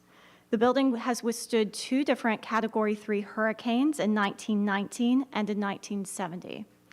In 1977, the building was vacated after 63 years of use when county offices moved into the current county courthouse. The Nueces County Courthouse was listed in the National Register of Historic Places and designated as a recorded Texas Historic Landmark in 1976 on the verge of that move to the new courthouse, and it became a state antiquities landmark in 2002. The Texas Historical Commission has awarded multiple grants for the preservation of the courthouse. These include 2 through the Texas Historic Courthouse Preservation Program, a Round 2 planning grant in 2001, a Round 3 emergency grant in 2002, and then more recently in 2019, we awarded and administered a Hurricane Harvey grant for planning work for a structural assessment of the building. The Texas Historic Courthouse Preservation Program grants focused on the rehabilitation of a single wing of the courthouse to demonstrate the viability of a full restoration project. In conjunction with the 2002 grant, Nueces County granted the THC a 25-year easement on the historic Nueces County Courthouse and grounds, executed on August 5th, 2002, and expiring September 1st, 2027. In 2005, Nueces County received, but ultimately determined to reject, a supplemental funding award to this grant in the amount of $1.7 million that would have allowed the work to go somewhat further. Though the building is in poor condition, its rehabilitation is technically, if not financially, feasible. Pervasive deterioration exists throughout the interior and exterior of the building, most noticeably the failure of extensive areas of the masonry veneer due to corroding metal ties. Nevertheless, that 2003 structural condition assessment by Wisjani Elsner noted that the grant-funded masonry restoration work performed on the south wing as a demonstration project remains in good condition. The report also found the building to be overall structurally sound and salvageable. They had a cost estimate for rehabilitation at close to $28 million, and that report notes that that's not the full cost that would be needed to reoccupy the building, given that a use has not been identified. That's simply the amount that would be needed to secure the exterior, do the structural work, essentially have a shell of a building that was ready for an adaptive use. So actual cost to occupy the building would be higher, and of course would be higher today with inflation. There was an offer to purchase and redevelop the building, which Commissioner Pusley, who's here in the audience, mentioned previously yesterday. There was a lot of effort by the county to find a new use and a new buyer for the building. That offer to purchase in 2018 ultimately fell through, and no other prospective buyer for this building has stepped forward. The county does not have a use for the building. It's worth noting that the easement requires the county to maintain the building in at least the condition it was in at the conclusion of the grant-funded work. The county has not taken the necessary measures to protect the building from further deterioration, but granted, it's very difficult to invest public funds to be able to justify that when you have a building that's not currently in use. The condition assessment from 2023 notes that roofing on the east, north, and west wings of the courthouse is either missing or in very poor condition, and corrosion-related deterioration of the primary structural elements continues unmitigated and is largely driven by water infiltration into the courthouse. There is no precedent for the release of a courthouse preservation easement, but in comparison with the other courthouses that we've assisted through the courthouse grant program, this building is distinguished by its very long-term vacancy of close to 50 years without a use, and its overall poor condition. For good cause, the Commission has released historic preservation covenants on former federal property and an easement related to a Texas Preservation Trust Fund grant. Deed covenants protect significant historic features when a National Register listed or eligible property is transferred out of federal ownership into public ownership. So 3 of these examples are former federal property. Those preservation covenants in perpetuity, and the covenants are in place in perpetuity, and the protected properties have not received grant funds from the THC. So it's not directly analogous, but it is a similar legal instrument and similar protection that's provided by these preservation covenants. In 2017, the Commission agreed to the release of covenants on a portion of the former Fort Crockett, contingent on its sale, with a portion of the sale proceeds coming to us, which were used for TPTF grants in Galveston County. Also in 2017, the Commission agreed to partial release of covenants on the Amarillo Helium plant for a portion of the property that was being acquired by TxDOT for a loop road around the city. TxDOT provided a payment of close to $700,000, which was used to bolster our easement program by hiring a consultant to develop policies and procedures for that. And then $500,000 is being used for Texas Preservation Trust Fund grants in the Panhandle. In 2021, the Commission agreed to partial release of covenants on a former Naval Weapons Industrial Reserve plant in Dallas. There are some very large and hazardous materials contaminated buildings on that property that were difficult to reuse. We retained preservation covenants on 2 buildings that were in active use at the time we were negotiating with that property owner. In exchange, the owner provided a payment of over $1.8 million, which supports a preservation scholar and TPTF grants in Dallas. For the TPTF grant program, we require preservation easements for acquisition and development or construction grants. Typically, easement durations are based on the amount of the grant award, but some recipients voluntarily provide us an easement in perpetuity. In 2019, the Commission agreed to the release of an easement in perpetuity on the Mary Allen Seminary in Crockett, Houston County. This was a building that was already in a state of ruin at the time that our very small TPTF acquisition grant was used to acquire the property, and there was a partial collapse of a wall that prompted that easement release. The organization retains ownership of the property and remains committed to interpreting its history. So those are our examples of precedents. None of them are nearly as grand as the Nueces County Courthouse. While there's no precedent for the release of a grant-related preservation easement contingent upon repayment of the grant, as a general rule, a prorated repayment would help address a lost state investment and the fact that other counties competed for the same limited grant funds. For Nueces County, prorating the $1.9 million in Texas Historic Courthouse Preservation Program construction funding over the 25-year life of the easement would result in a figure of $177,333 for the remaining 28 months that the easement is in place. Note that this figure does not include nearly $500,000 in planning funds also provided to the county that did not trigger the easement. Nueces County has indicated an inability to pay settlement funds, but as mitigation for the loss of the building, the county has agreed to create a book on the history of the courthouse in partnership with Texas A&M University and to do selected salvaging of features of the courthouse for a future exhibit. Should the commission agree to terminate the easement, Nueces County will also need to seek a historic buildings and structures permit for demolition because the building is designated as a state antiquities landmark. Per our rules for the Antiquities Code, demolition permits require due diligence to seek alternatives to demolition, which the county can certainly document that they have done. It also requires documentation of a building that will be lost.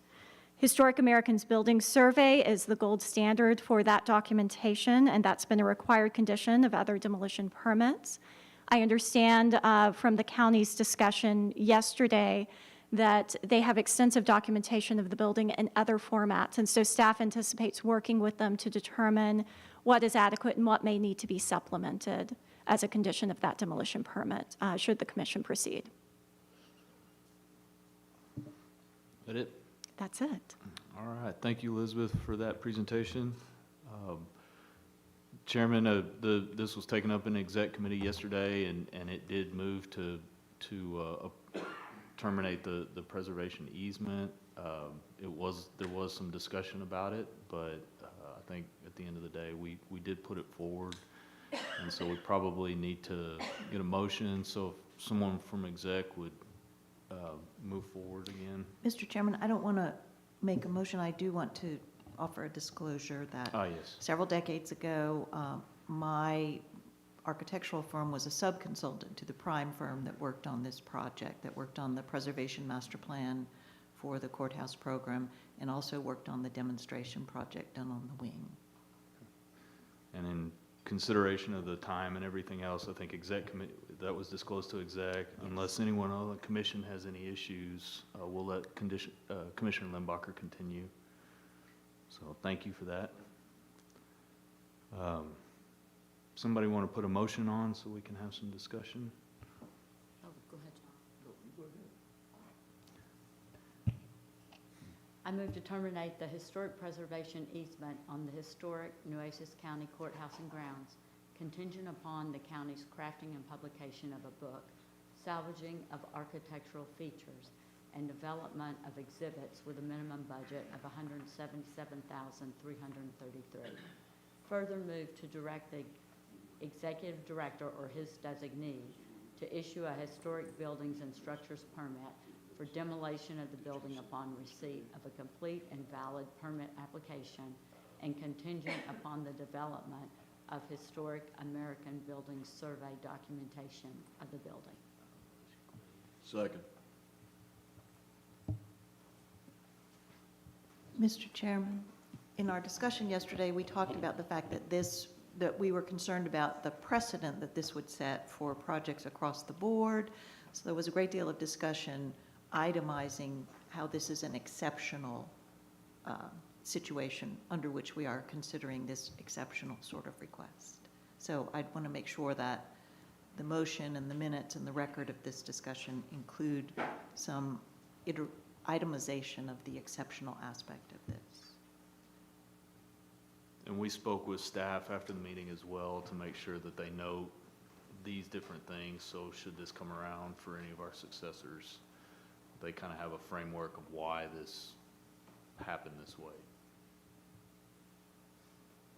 And I have a comment here. Over the years, I've seen our commission and our staff try everything possible to seek the continued existence of this building. And here's a case where I think we can't look at it as being unique in that we've tried everything possible and some things multiple times. And sadly, in some cases, you fail in your efforts to try and preserve a building. And here's one of those cases. There's just no reasonable way to move forward with it. Yes, sir. I intend to abstain on this vote. It is an emotional decision and not a rational one. I mean, the evidence is clear, I think, here, and I'm very sad about it. But I'm also sad about the fact that this commission has had to deal with the Institute of Texas Culture and the University Junior High because of the educational problem. And it sickens me to have to do this. At one point was a beautiful courthouse. And I guess it survived 2 hurricanes, but not the hurricane of neglect. Do we need a second?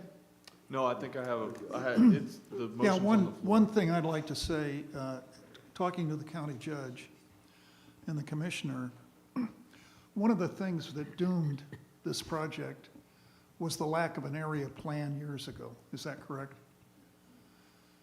So, and I am going to vote in favor of the motion, but I think it underlines what we need to do in terms of the restoration program for these courthouses.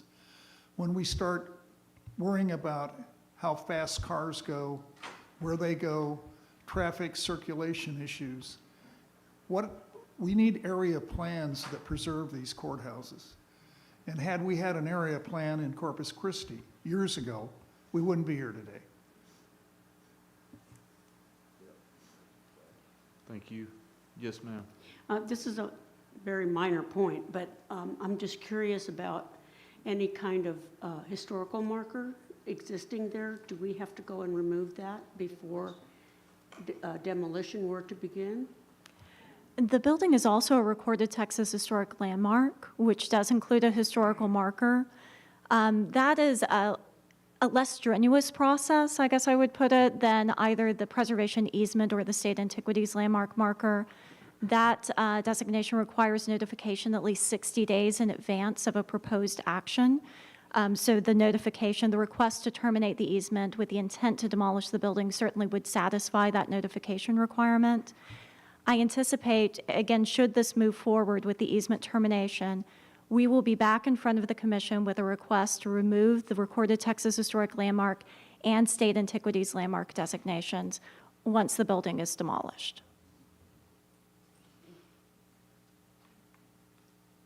Mr. Chair, I'm still a little confused. We heard testimony yesterday that there's no intention to sell the land. The land must retain in county ownership. So if in the fullness of time it's deemed valuable, there is at least an opportunity to interpret through the marker and perhaps an additional plaque with a depiction of the building, the fact that it once existed on this location on land that will apparently continue to be county-owned land. Laurie, I'm very much in favor of that idea. I think the visual presence of where the building was is extremely important, and maybe we'll remind the county and the city to pay attention to this kind of stuff before it turns into a disaster, which it is. I mean, I've seen this courthouse. One of my first commission meetings actually was in Corpus Christi, and we drove past it, and I think it was fenced in at that point, but it was still a remarkable building, even in its deteriorated state. So I think you're spot on, Laurie, with that suggestion to the county and the city, if we can do that from a statutory standpoint. Mr. Chairman, out of fairness, the city of Corpus Christi has a role to play in this whole story, and I learned a lot about it last night. And it's it's one of these situations we have, one entity versus another, and it happens elsewhere. It's not just, it happens in Dallas from time to time. So obviously, when we're involving with the courthouses, we need to get everybody together. We need to sign all the appropriate documents and protect the building as best we can so we don't have squabbles.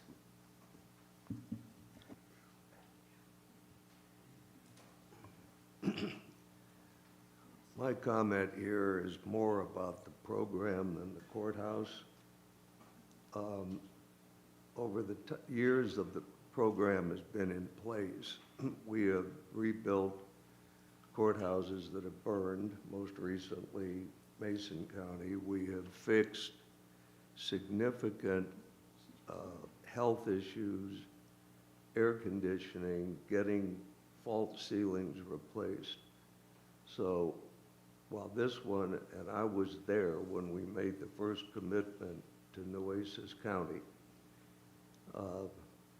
it was almost a hope back then as opposed to a plan. So Joseph and I, when we met, we did talk about documenting the courthouse, the history, so that there is clear evidence of the magnificent courthouse at the beginning.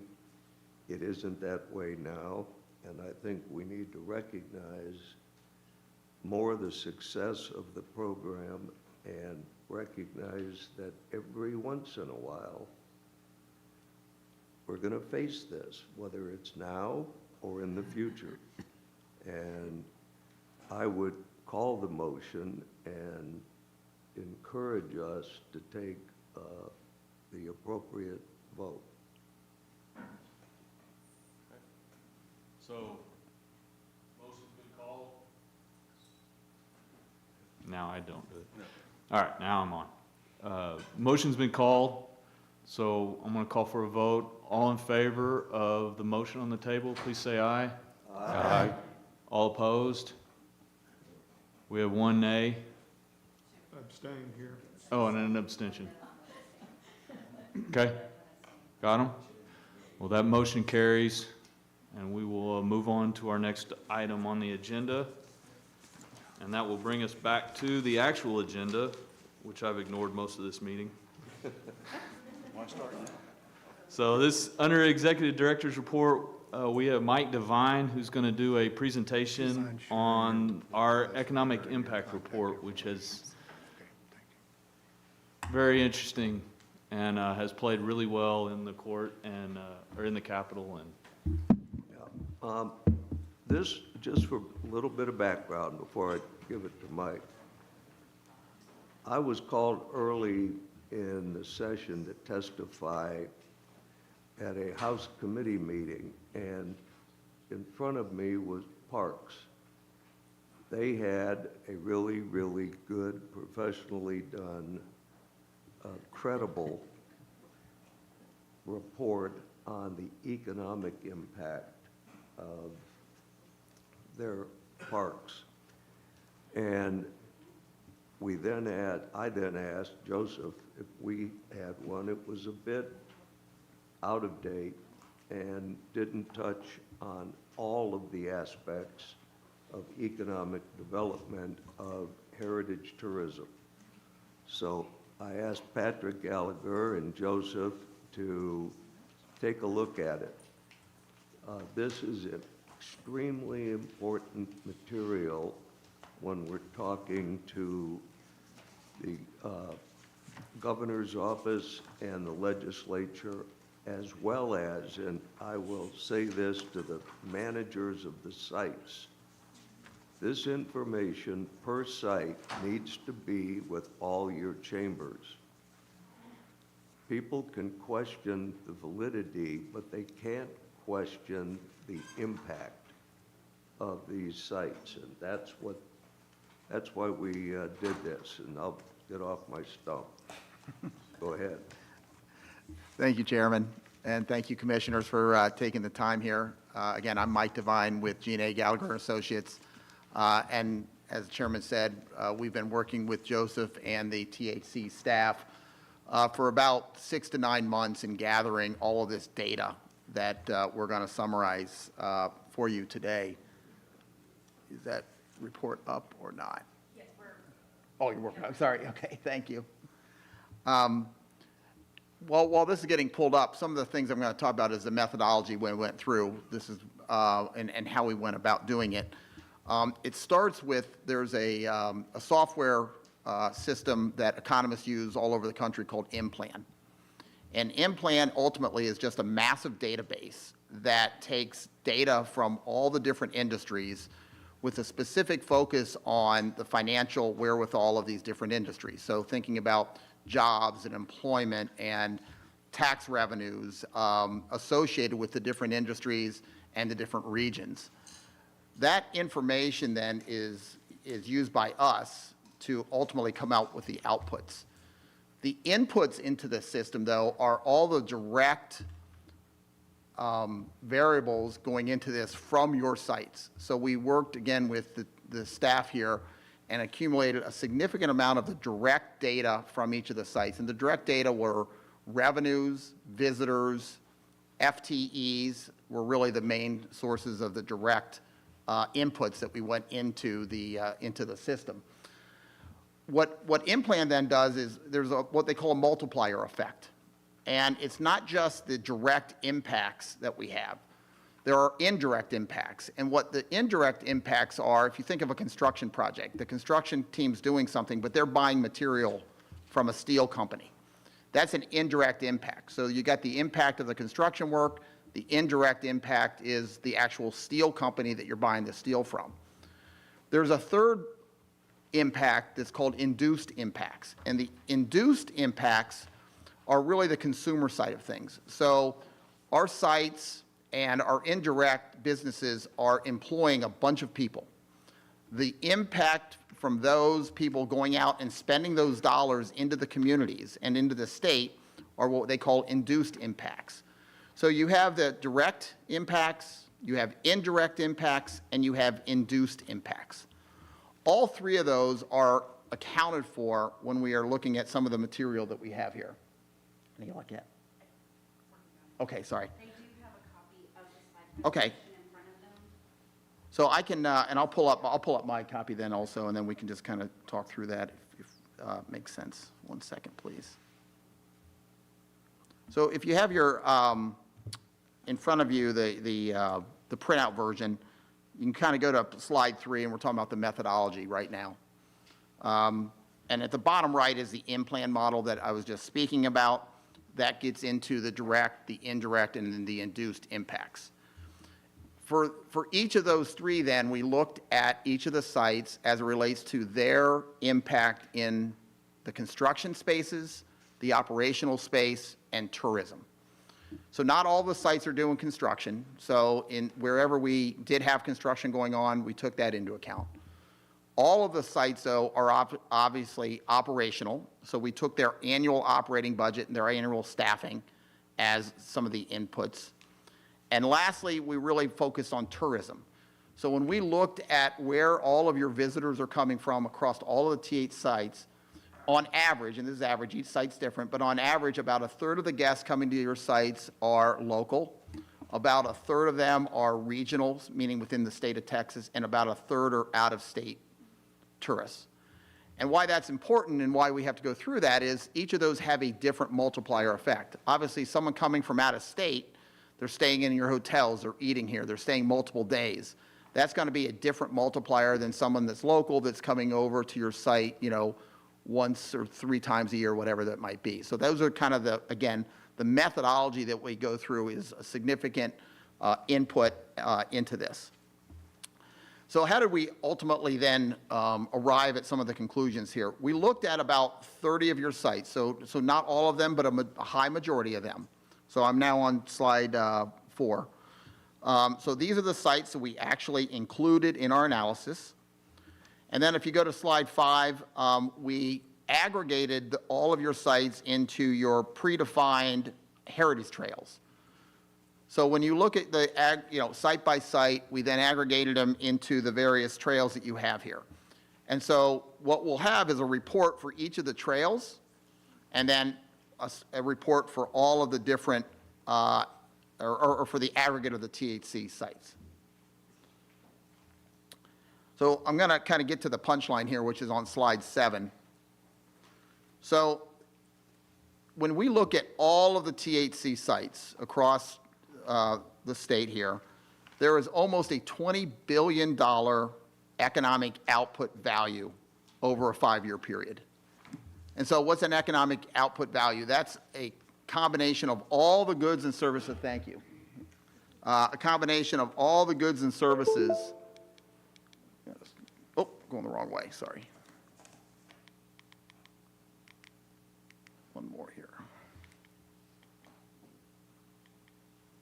There we go. So obviously a very meaningful, more than meaningful impact financially to the state of Texas. It's created over 33,000 jobs when we look at construction, operation, and tourism. It's creating almost $120 million in state tax revenues. Majority of those state tax revenues are sales tax revenues from a lot of tourism coming into the state. There are 3.4 million annual visitors to the THC sites in aggregate. Again, this is the aggregate of each of your, or the aggregate of all of the THC sites in the study that we completed. When we start looking at the, sorry, I'm going to get this. So when we start looking at where the inputs are coming from, again, $20 billion of economic output. A big piece of that, if you just kind of look at the circles here, is around tourism. So when we define tourism, it's not just out-of-state tourism. It is including all the tourists that are driving within the state of Texas to the various sites. So, about 80% of the output is generated from the tourism. And then you have similar for the employment, if you look at the number of jobs created. So about 20,000 jobs in the tourism industry are directly attributable to the Texas Historical Commission sites. And finally, when you look at tourism and the impact it has on sales tax to the great state of Texas, you'll see that there's some significant numbers across the board here. I keep going the wrong way, sorry. When we look at the again, we break these down into construction, operations, and tourism for the reasons we've talked about. The construction side, as each new project comes on, this is something we can update either annually or biannually, working with the team. New projects come on board, we're going to generate additional opportunities in the construction sides. Here's a summary of the output by trail. So when you look at this slide, you'll see that the Alamo, probably as expected, is a big contributor to the entire landscape here.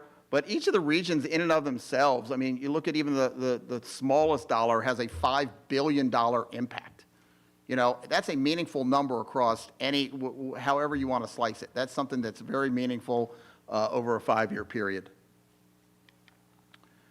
Again, looking at all of the different outcomes on state taxes by heritage trail. Again, a meaningful number at each of these different heritage trails. And finally, when we look at the employment side of the thing, again, construction, operations, and tourism is the driving force of the impact that all of your great work here is doing on the employment side. We have a significant number of detail behind each of these. I won't go through that in the interest of time for the commission, but we do have it by trail that happy to answer any questions around or have a separate meeting around for any of these. The data is organized in a similar manner so that you can understand it hopefully pretty easily by trail, and then it just aggregates up to the summary of the total. So with that, I will pause and see if there are any comments or questions that the commission may have. Chairman, now want to kick it off? Obviously, you have this marked as a draft. When would it be ready for prime time? It could probably be ready for prime time, subject to final comments that you all may have, and/or final review with Joseph and his team. Good. But they've reviewed this already. It's pretty much ready to go. I have a question, sir. Yes, please. From the generation of sales tax, you broke it down to the trails, but it actually goes further than that. The cities that Yeah. are in the trails Right. are the beneficiaries of that as well. I know that would be pretty hard to measure, but it goes into communities that have a hard enough time generating sales tax in the first place. So it's a big win for, doing it at the trails level is more of a global thing, but it goes all the way down to the smaller cities that are in the trails. 100% agree with all that, yes. Okay, thank you. Yes, please. Yeah, one other difference, and this holds not just in Texas, but nationally. People use the word tourist. Well, there are basically three types.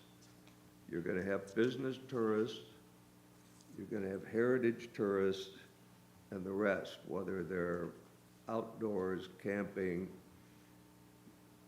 We need to make certain, especially Joseph, the site managers, don't just ever use the word, quote, tourist. We're interested in the heritage tourist or the tourist that wants to go to a region, fish some, and go to historic sites. Right. That's the economic impact that you're having. And in most sites are in rural areas. Most rural governmental officials don't think this way. So you've got to talk to the language of tourism, i.e. heritage tourists. As a footnote, I've done this in federal speeches. The average heritage tourist is older. They're going to stay in hotels and motels. Most of us at our age got finished with camping when we were discharged. We eat in restaurants and we buy in gift shops. And that's where a lot of these numbers come, and they're differential. So it's the local, the mayors and the boards that need to know this, why these sites are important for their towns and their regions. That's why we wanted to have this done, and I really appreciate the work you've done. Yep. Thank you, Chairman. Now, the other thing I'd just add to what you just said, though, not only older, most of them, and maybe it's implied, but are wealthier than the average. So their ability to spend, again, you've reinforced that, but just being very direct about it, their ability to spend disposable dollars is better than the averages. So your heritage tourist, older, more educated, and more compensated. And again, that from an economic impact study, those are all benefits that we are seeing coming through in our study here. From a strategic standpoint, this publication about the courthouses is a pretty good model for the association of our work, the generation of sales tax, the investment in the sites, and the economic output that is generated from that. This courthouse brochure does it really in a great way, and also shows the artistic beauty of the courthouses on top of it. So it's a good model for the sites report. And I guess the question in my mind becomes, how do you push all of this out? Because it's very persuasive. I know we're doing it in the legislature for sure, but I wonder if there shouldn't be some consideration of pushing out this kind of information to a broader market than just the legislature. Well, I'll leave Thank that, yeah.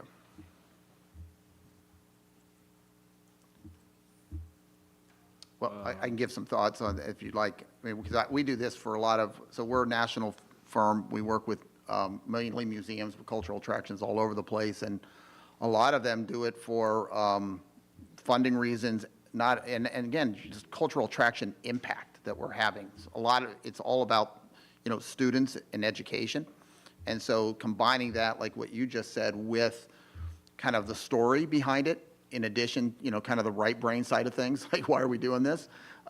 Those are the things that I think really go well together. And so certain museums that we work with, the Rock Hall of Fame in Ohio is probably does this the best. They take this data and they use it for all kinds of different reasons. And like you just said, they have it as a single page flyer. They have a little bit more of an in-depth, I'll call it report, but they use that for funding, social programs, and educational programs.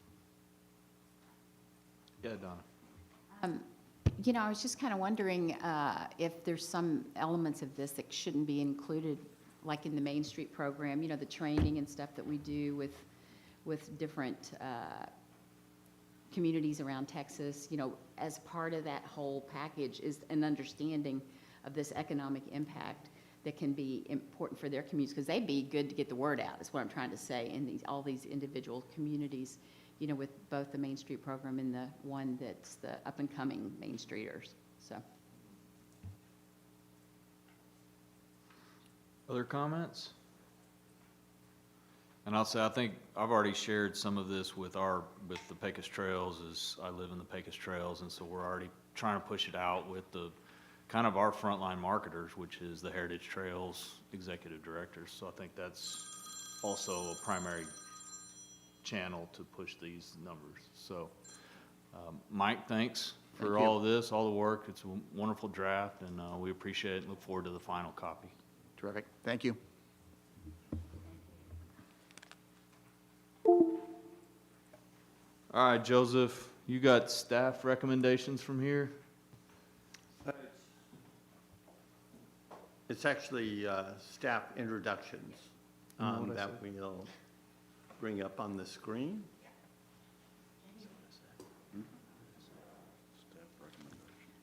Can I ask a quick question? I know we moved on. Can I, do we have, you know, a presentation about this at the Real Places? I mean, kind of an explanation about this at any point in the program? We don't. Okay. At this point. Yeah, not final. we're still in that's draft not- form, so we weren't ready. But that's another place to get the word out, you know. Right. Anyway, I was just thinking. The one thing that we have been talking about is how do we use this information with all the new publications, Courthouse, Main Street, and be able to pull this all together in a comprehensive marketing material that we can really kind of begin to really kind of provide some brand building for the organization. I think this would be a good tool for Friends when they're trying to raise Friends, money. Heritage Trails, Main Streets. Not this big thing, but if Their they can piece. put it together, yes, Yep. please. I know the commission has been involved in economic impact studies of historic preservation at large in years past. And I think the thing that is different about this one is the focus on our historic sites specifically, so. Yep. The one thing I like that we have done with Gallagher is they really tied it to the trail regions and facilitate and help with building that database. So I just wanted to go over the list of new hires. We have 13 individuals. The one I'd like to point out is Catherine Hanner, who has just been brought on as our legal assistant to really kind of build our legal department, which I am sure that with all that we're throwing Kristen, she is appreciative of. The next slide is just the overview of meetings that have been held. Some of the more significant ones, we've been engaged with the governor's office a number of times. We do have a new coordinator, Alexandra Becker. She is our main point of contact with the governor's office. We've had the legislative hearings. We continue to have conversation with Judge Bennett on Goliad, the property there. The bishop is still very excited about what we're doing in regarding to moving forward with the Presidio. And then we continue to have conversations with Caddo Chair in regards to how we would like to work through operations with them. Also, kind of a highlight is that we did have the Nick Chapeau meeting in Washington, D.C. Brad and I are working with them on a regular basis, trying to get a better understanding of where we end up with federal funding for the SHPO programs into the next fiscal year, particularly with the new administration, and then just regular ongoing conversations that we have, that I have on a regular basis is listed here on this slide. Next, we have the Friends. They've already done their report. I think from here we move on to the consent items agenda.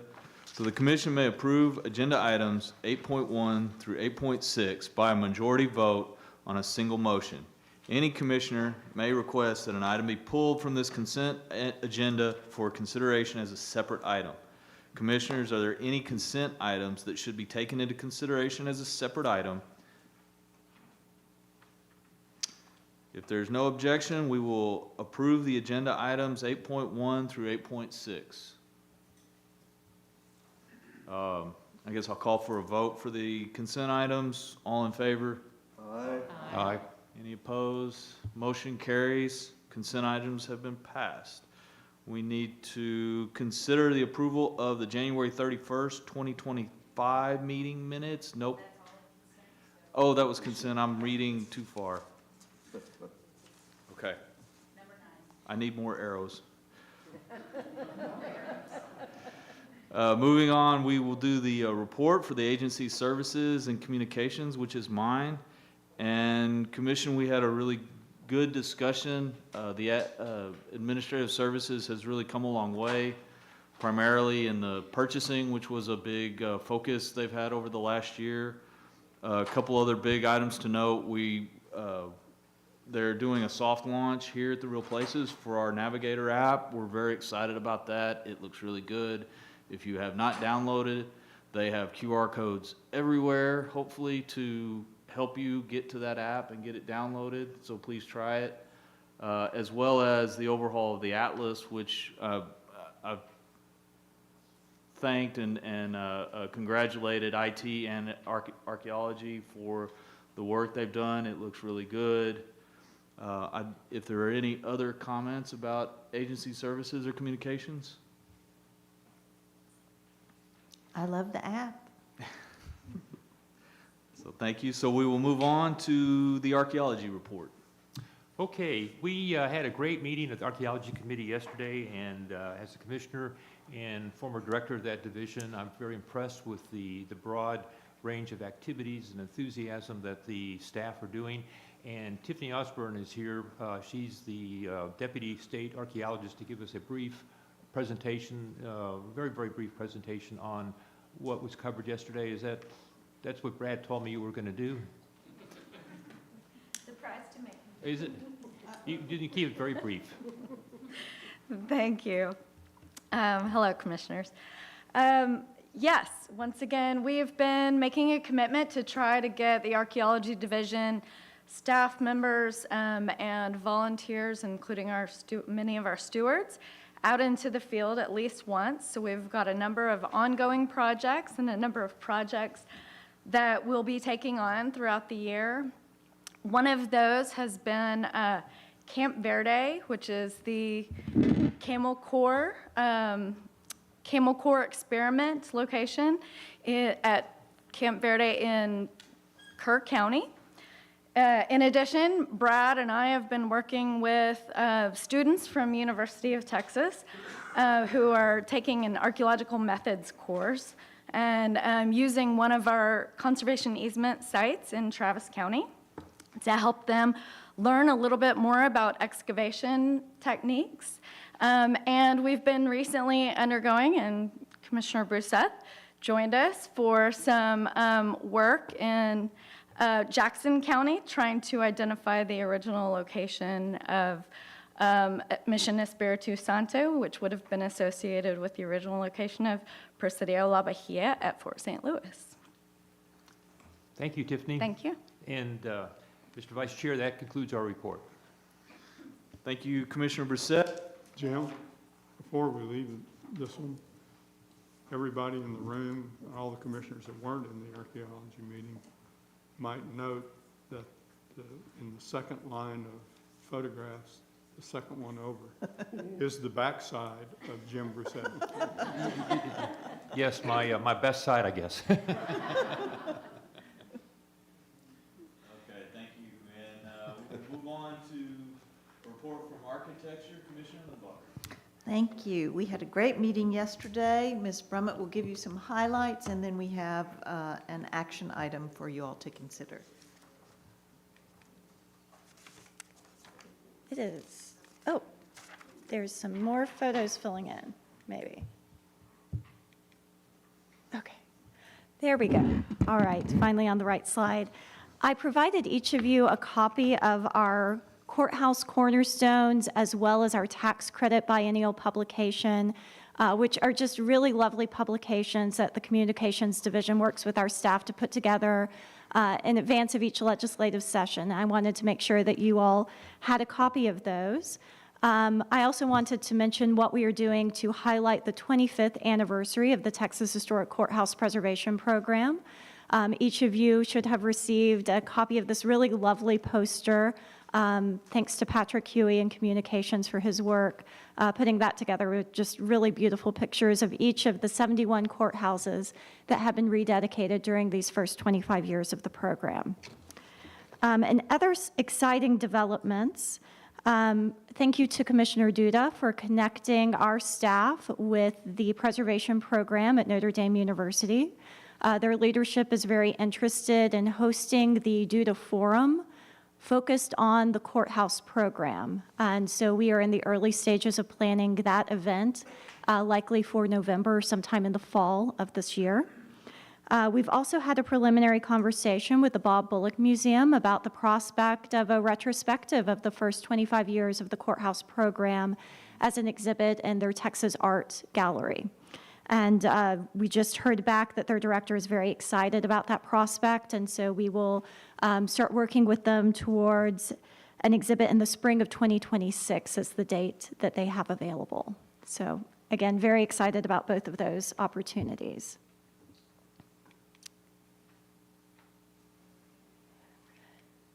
Maybe I'm pointing at the wrong direction. Okay, I wanted to make sure that each of you were aware that we've had some unfortunate delays at both the Taylor and Wise County courthouses, and both of those rededications are now planned for the fall rather than May, as we had previously announced. I can't get the clicker to work at all. Okay.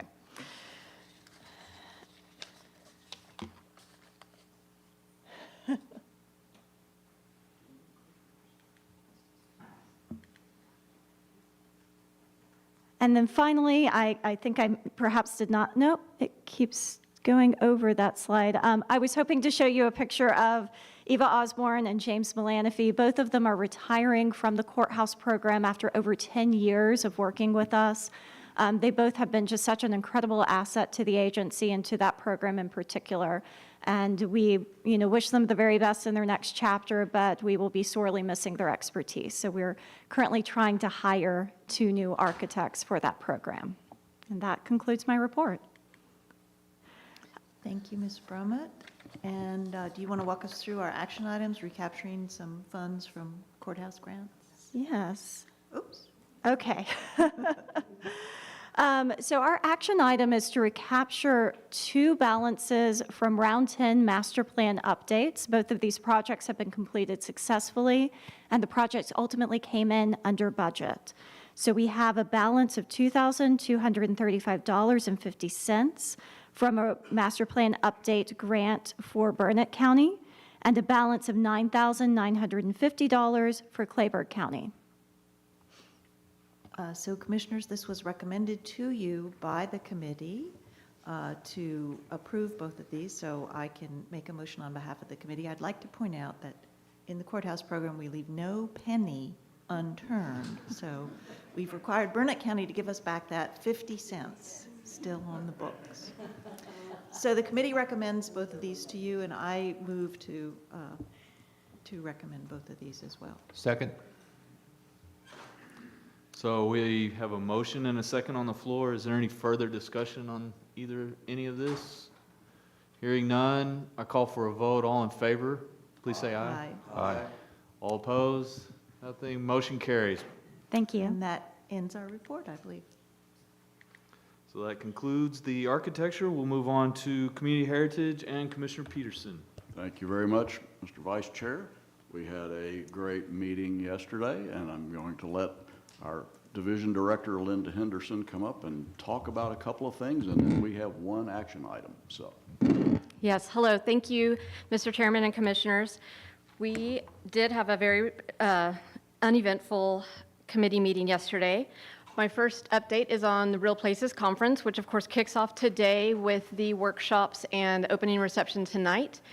As a report on our THC strategic plan goals, we are on track because we have grown about 10% over last year's attendance with almost 900 people, or right around 900 probably by today. So that is good news for us.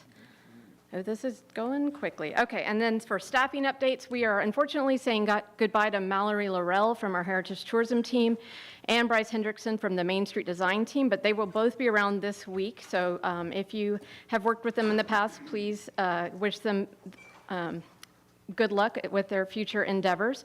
We are starting interviews soon on the Downtown TX position, and we have a new addition, Melissa Fontenette Mitchell, who comes to us with more than 20 years experience in event planning. She is very much engaged in the Real Places this week, but she's around, and you should say hello to her and ask her about her art and her photography side gigs. She has some really great work. So we have on the Texas Main Street program and First Street Initiative. This is another on-track part of our THC strategic plan. We had been working toward an August 2025 completion date to implement a Texas Main Street Associate Network, and that is what we are calling the First Street Initiative. And this is something that helps communities that may not be able to participate fully in Texas Main Street program. They may be working toward that as a goal, or they may just want to get their feet wet with preservation tools as a way to revitalize their downtowns. And so we have launched that with our first 13 communities this spring. And out of that set, we know of at least a handful or two, maybe three, who are going to apply for sure in the summer for Main Street. So we will have some new Main Street communities for you soon. And wow, that just does really jump. So for the Texas Main Street program, I didn't want to release the information too soon on First Lady's event today, but we have had a visit from the CEO of Main Street America in the last quarter, and our Main Street organization team have been looking at the annual reports submitted by Main Street communities, and from those reports we get a lot of good information about, well, how cities are doing, what activities they're working on, and what support we need to give them. It also gives us some great data that we've put on this lovely publication that we are going to have today at a First Lady's celebration. We are going to have the opportunity to meet with First Lady Cecilia Abbott this afternoon, and commissioners, you should have all received an invitation. If you have been on the fence about whether or not you want to join us, either on the shuttle or on your own, please let me know and we'll make those arrangements for you. We'll be boarding buses around 2 p.m. just outside. We'll go to the Capitol for a 3:30 p.m. event. We will be wrapped up by 4. We'll have some cake and punch and get everybody back on the bus and back over here for the opening reception this evening. So we are excited to have that opportunity today. We are going to be recognizing the First Lady's commitment to the Texas Main Street program. And we're going to have, as it happens, we had our 5 Leadership Council communities here for the Real Places Conference this week. So that is Amarillo, San Marcos, Cuero, Texarkana, and Denison. I think I got all 5. And Denison is a special guest today because they are the first Texas city since 1999 to receive Main Street America's Great American Main Street Award. They were just awarded that earlier this month, and so we have the opportunity to celebrate them and that amazing work that they've done and them as a reflection of our Texas Main Street program and the almost 45 years of success with that program. So we are excited about that today. And then Teresa does have copies of that for you, that publication. So for those of you who are not attending today, she can pass those out. So our Main Street design team has been busy, my goodness. They have held workshops in multiple cities over the last quarter. They have been working with communities that participate in the Imagine the Possibilities tour, which is a way to connect cities to our downtowntx.org tool where they can identify properties that can connect those, maybe properties that need a little bit of investment from people who are interested in investing in historic downtowns. So those communities that use that tool work with our design staff to kind of imagine the possibilities for those buildings. And again, this is another THC strategic plan component that we are on track toward completion. Our Heritage Tourism team met in February with all of the Texas Heritage Trails trail regions, mostly the executive directors, but with a few board members in there. They worked on their strategic planning. Again, that is tied to our agency strategic plan goal. And we heard from them about the work that they've been doing and the work that they want to be doing, and that was a very productive session. We're also on track to get brochures reprinted this year. So in July, I'll have an update on that for you. We had successful Crossroads exhibition, Museum on Main Street events in Rockport and in Buffalo Gap over the last quarter. That exhibition will be moving to San Elizario in a couple of weeks and then on to Bandera. We also had the application period for the next Smithsonian exhibition, which is Spark Places of Innovation. And we received 28 applications, and those, we have to choose 6 from that set. So that's going to be a lot of work ahead for the staff that looks over those in conjunction with the trail coordinators. So that will be great for those communities. We also look at a lot of data in terms of how people access our TexasTimeTravel.com information, how they interact with our Heritage Traveler newsletter, and other ways that we get information about community historic sites into the hands of heritage tourists out there. So over the last quarter, we had more than 130,000 sessions on the TexasTimeTravel.com. 59% of users were using the site via a mobile device. 738 downloads occurred during the last quarter of the Texas Heritage Travel Guide, and then the translation service was used almost 800 times, with the top languages being Spanish, 35%, and then German and French, just over 20%. We also have had a lot of great support from Lance Catchings and Communications. He looked at the Heritage Traveler newsletter kind of engagement data from March 2024 through this past March to identify the kind of themes that get the most engagement, and those included travel planning, unique historic sites like soda fountains, or there's a hidden bank vault topic that got a lot of hits, and then the eclipse was a popular topic, as well as seasonal topics and cultural heritage. So those all did very well. We also work with our heritage tourism partners and other state agencies to get data about heritage travelers. And so over the last quarter, we had travelers who made more than 4 million total trips to heritage sites in the state, and those trips equated to almost 8 million visitor days spent in Texas. Finally, in your commission packets, you would have received a Texas Treasures Business Award brochure of all of the awardees from the last several months. So that is there for you. It continues to be a very high-profile program for us, and we are very excited to have our new staff person, Melissa, kind of taking over from Mallory Laurel and coordinating that. And I said finally before, but I forgot, we are going to do CLGs. Oh my goodness. It's, our latest CLG, Certified Local Government, is Bailey County, and so you can see that even the Muleshoe Mule loves the THC. That's actually from several years ago, but we just had to share that with you. So they are very appreciative of Lynn Ward and Megan Cook on the accounting side for all the support they give the CLG team in working through those federal grants that we administer. The team continues to work closely with the awardees from 2023 and 2024 cycles. We still do not know about how much we will receive in our apportionment from 2025, but that leads us to our action item. There we go. Okay. Thank you. You want to talk about the action item? Sure. So this is it's a typo from last time, so I apologize, but we just had a correction on what was approved last time.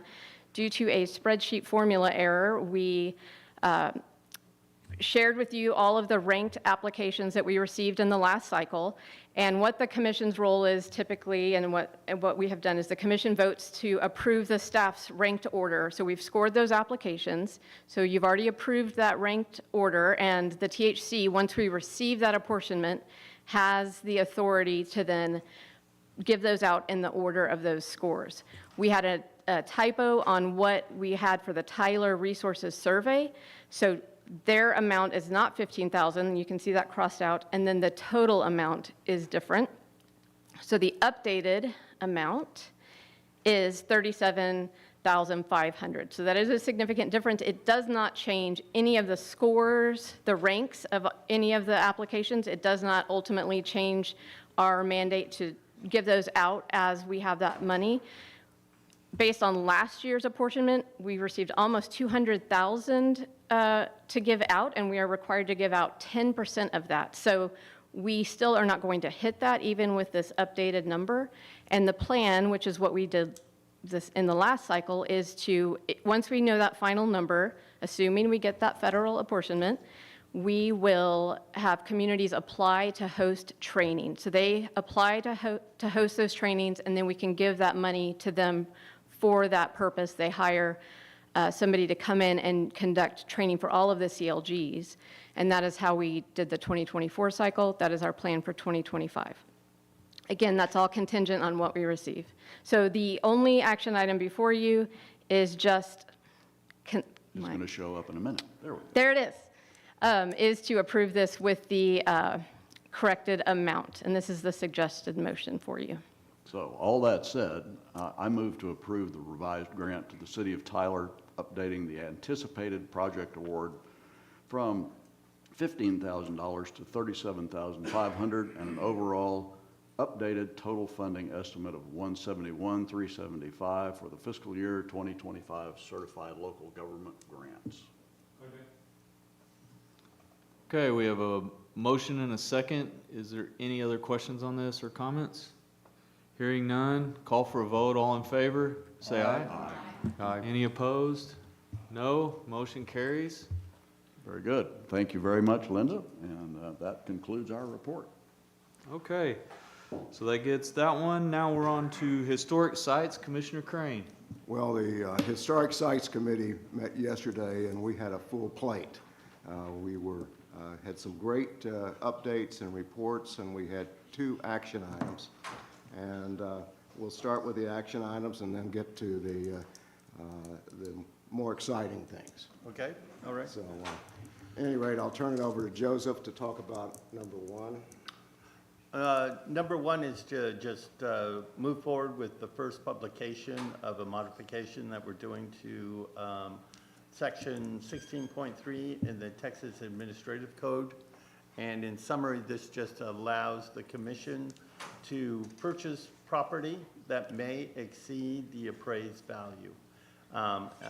They can take in consideration that the property has historic or mission-driven need, and those would be the reasons for acquiring a property that may come in higher than the appraised value. I will make a motion. Move to approve filing authorization and proposed amendments, Texas Administrative Administrative Code, Title 13, Part 2, Chapter 16, Section 16.3, Historic Sites, related to the addition of historic sites to the Texas Historical Commission Historic Sites Program for first publication and public comment in the Texas Register. That is the motion. Is there a second? Second. A motion and a second. Any discussion? Hearing none, we'll vote. All in favor, say aye. Aye. Motion carries. Thank you. The next item is the change in the title of Barrington, from Barrington Plantation to the Barrington Living History Farm. And that is one item that both local stakeholders are eager to do, and a recommendation from Senator Colcord.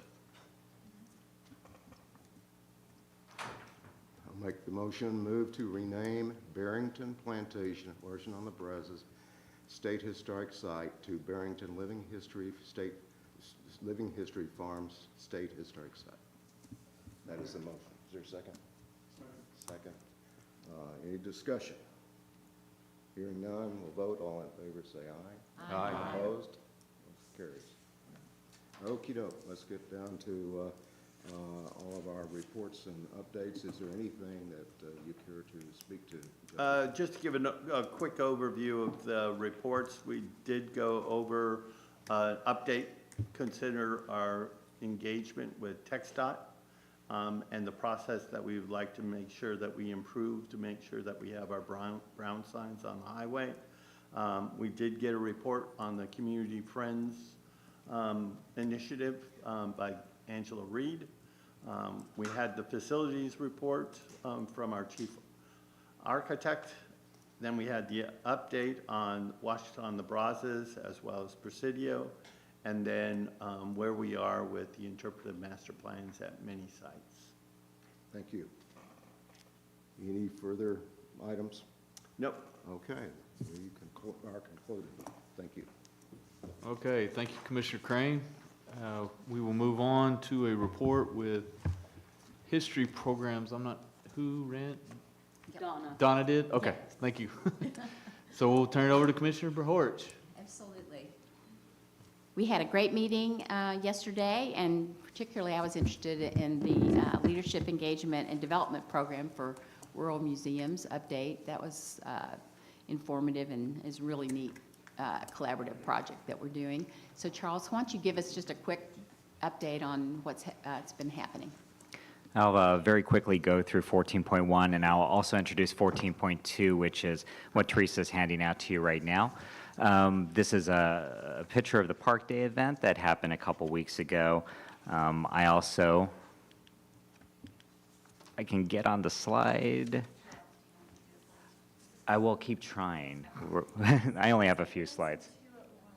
So this second slide was about our cemetery trainings that we've been doing. This one is in Beaumont.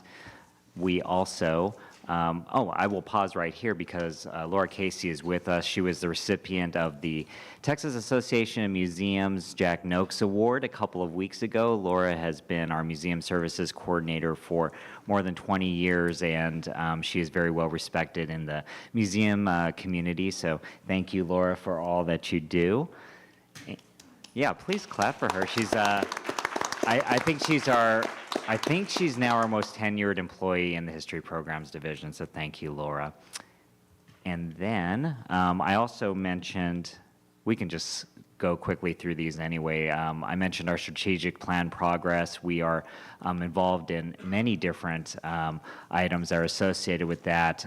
Just very quickly, our bicentennial commemoration, we provided information to the governor's office and to the legislature several months ago by a deadline that was set for us, and all our oral histories are now available on the Texas Library and Archives Commission website, which we're very happy about. Unless there are any questions, I will go to 14.2, which is our one motion item.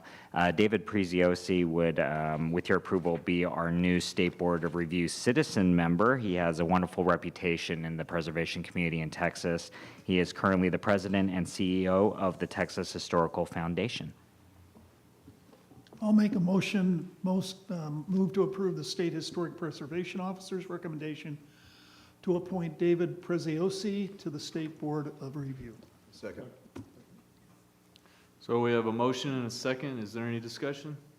Hearing none, call for a vote. All in favor, say aye. Aye. Any opposed? No.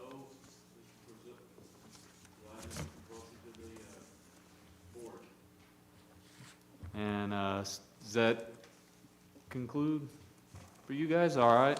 Thank you. Thank you, Concludes Charles. history programs. Thank you. And we will move on to the executive committee report. So, John, how are you going to do that? Well, I've got, you want to say what happened yesterday? We can. I'm going to deal with 15-3. Okay. Well, we've already taken care of our action item. Yep. And then, for the most part, the next one was just the discussion of the trust, so we'll let Okay. you go to it. Kathy, you looked into, did you have any comments that you want to make on the trust fund and the sustainability trust fund? The only one, and we spoke yesterday, when Elizabeth was discussing, Is your what- mic on? Oh, sorry. Was with the Texas Preservation Trust Fund, and any interaction, any ability for a commissioner or the commissioners to interact with the staff as they're determining who's, able to get the grant, et cetera, et cetera. And it's that's the only gap that we really have. And Elizabeth pointed out that they posted the meetings. Anybody's welcome to join. And I would suggest maybe there's something a little more proactive than just keeping up with the post to know when a meeting is. But other than that, they have a very strong post-grant review policy. And I think they hold back 10% until they review and make sure it's all used as it was supposed to be before they give them the last 10% of the grant money. So. Well, have Comptroller Hager coming to my house on May 6th, and I plan, based on information that I've developed, a lot of this comes out of the Comptroller's office. And it's almost handed down to us as opposed to strong recommendations. So I'll work to see whether or not we can change that process a little bit to get us involved. Now, as everyone knows, Glenn's going to be moving to A&M, so I see this as our one shot to maybe get involved in the decision-making. So I'll let everybody know about what happens, all right? Okay, thank you. And that's it. I think, We talked about that, and that'll just be up to John at some point, if you want to add a commissioner to the board. Mr. What's that? Chairman, I'd like to at least mention the fact that we did have a meeting to review candidates for state Mike. preservation. Sorry. State historian. And this organization, the way it's set up, Texas State Historical Association has 3 members. The THC has 3 members. The initial meeting, we did not decide on a person to be state historian. So we'll be back to work next Thursday. See how that goes. No decision? No decision. No decision. You would think it would be a little simpler than that. I can assure you it is not.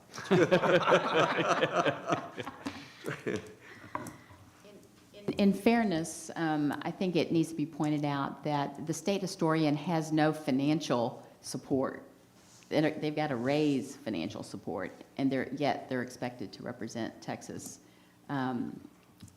history throughout the whole state. So it's a real challenge to, have people who got the time. Obviously, all of them are going to have struggles with that, most likely. But then to actually support themselves, to pay, basically, to represent Texas history, pay out of their own pocket, unless they can raise some kind of support. I'm glad you said that, Donna, because we had 11 potential candidates drop out Yeah. because of the financial side. So that's, What's that, Matt? What's the estimated quote cost annual? we are guessing it's between 10 and 20,000. Because of travel? Yes. Yeah, travel. But then there's also the need this day and time for social media presence. So you actually really need more than that, because you're going to have some ability to, increase awareness even of the state historian, on social media, and kind of keep that going. And we even talked about that there really isn't a website that even hosts that. I mean, it's like, it should be part of our website somehow. The state historian is on our website. There's several things that need to be addressed that we got into, that John, led us in, and became really obvious. And so we just need some more time to kind of figure out how this is going to work. So I want to appreciate John's leadership on this. Obviously, we're not going to reach a decision here, but could you, John, with other help, outline the specifics on cost? Yep. Because in my years, this has never come up. No, never. And get it to me, and let me see how we might figure out how to fund it. I think probably to point out that in the past, the past couple of state historians have had support from a university, and so they were able to, but that's become more difficult now, and Well, you cannot use state funds. you cannot use state funds for this, so it has to be private funds to do, and there were some other caveats to that. So it's not as easy as it feels like it should be. You can't use state funds? Well, university funds are state funds. Right. Yeah, it's Private. they're private Private. university funds, sorry. Coming in through their foundation? Come into their foundation. Anyway, Okay. it is it's somewhat confusing. Yeah, it got real confusing real fast. Well, and what's strange is the statute actually says the THC is to be a support. So what does that even mean if we can't do state funds? So I don't really understand, exactly how we do this. So it's. I'm glad I'm with you. I don't get it either. What's the normal cost? 20? That is a guess. That was based on, one of the members was state historian, and he gave us that number. An estimate. So, Plus the social media, you've Well- got to have web support. you're right. It needs to For be- whatever reason, in my tenure, this is the first time that's come up. So the question would be, where is there a fund of 20,000? This is per year? Yeah.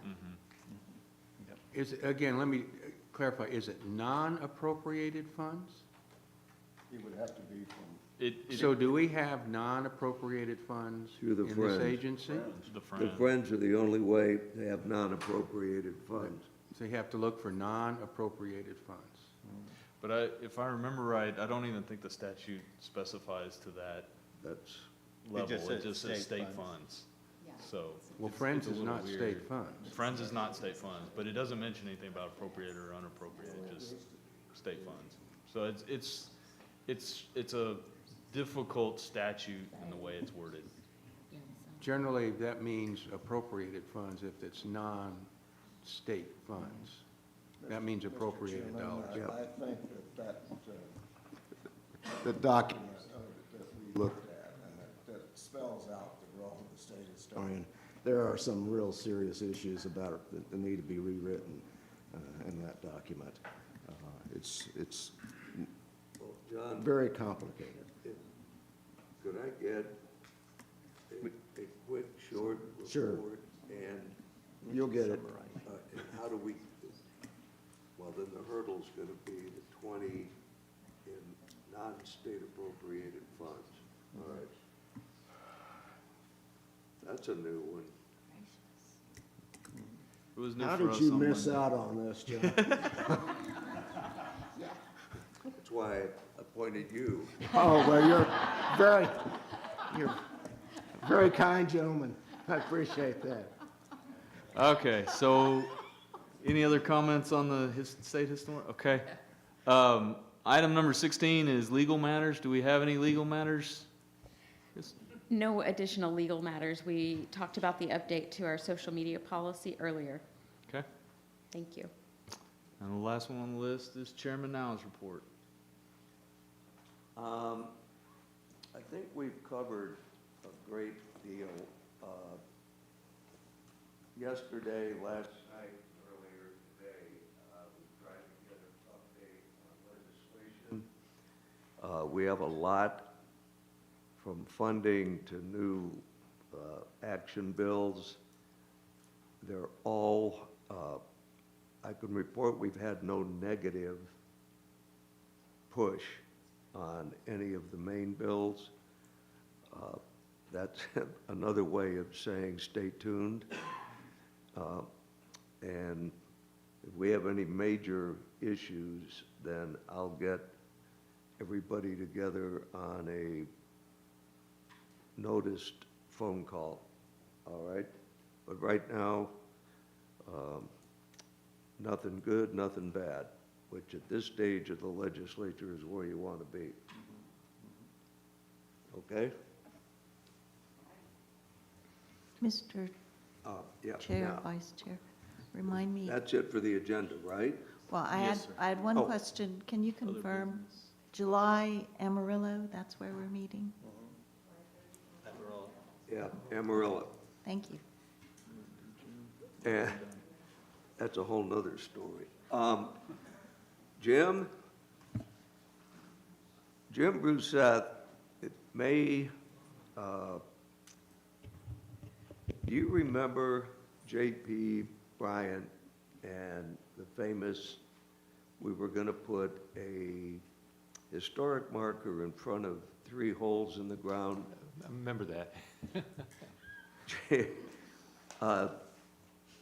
Jim then explained to us, this is years ago, about the importance of archaeology. And since then, we have had archaeological projects that transcend the state.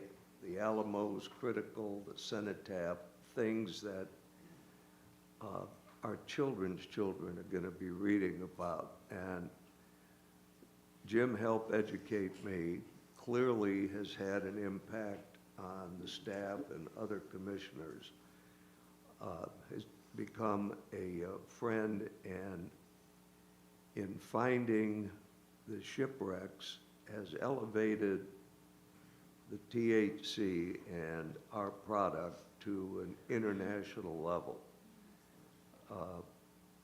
I will say that Texas's loss is New Mexico's gain, with one caveat. There's always a phone, Jim. Absolutely, John. So come on over here. We've got somewhat of a thank you.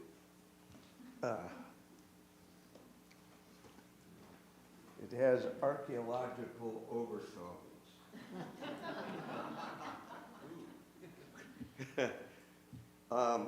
Jim Bruseth, 2018 to 2025, and before that, how long were you on the staff? 24 years. A lifetime of doing what we do here, so. It's a third of a century with the commission. Yeah, this is, if I drop this, you're in trouble. I can see it there. I feel like I should Okay. move. It's a cannonball, come and take it, Jim Bruseth, 2018 to 2025. Thank Thank you, you John. for your service.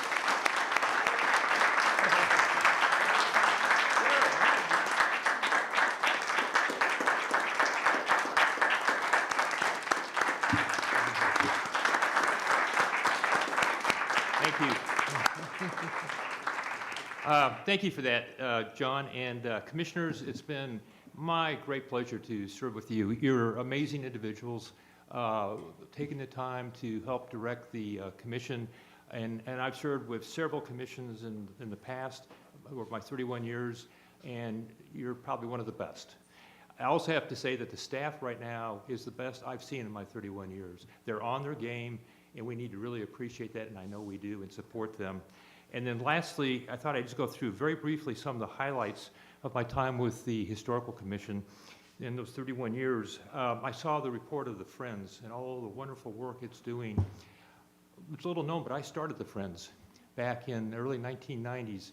1995, when we found LaBelle, I went to Curtis Tumler, executive director, and said we needed a nonprofit to be able to help get private funds for the shipwreck excavation.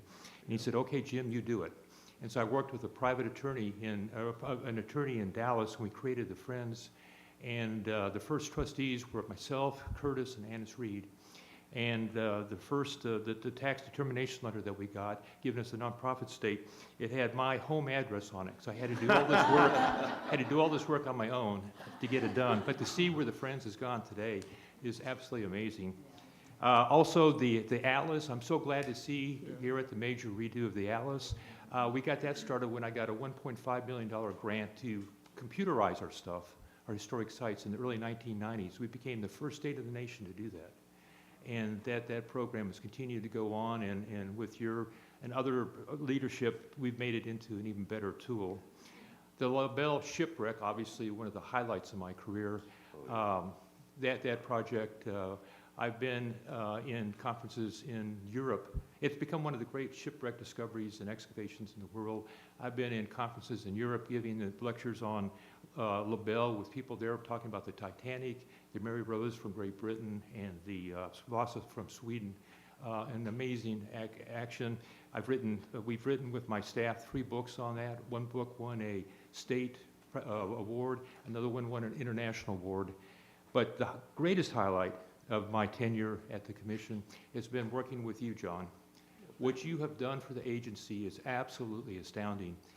Before you came on, we were a little sleepy history agency, and today we're a major driver for economic development in the state. We are without a doubt the premier historic preservation program in the country of any state, and I appreciate that most of all, being able to be part of that journey with you. So thank you. Thank you. Yeah. Thank you.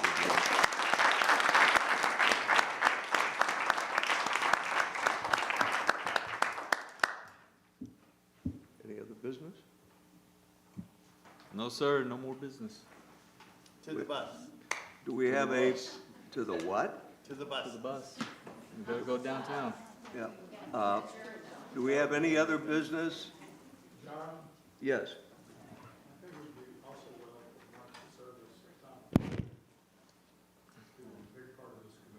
Yeah.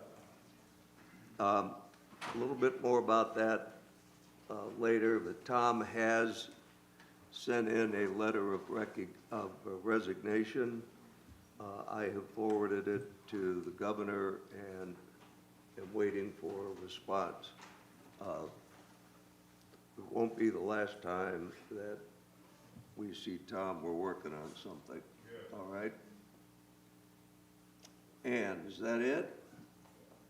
We're adjourned. Thank you. Thank you.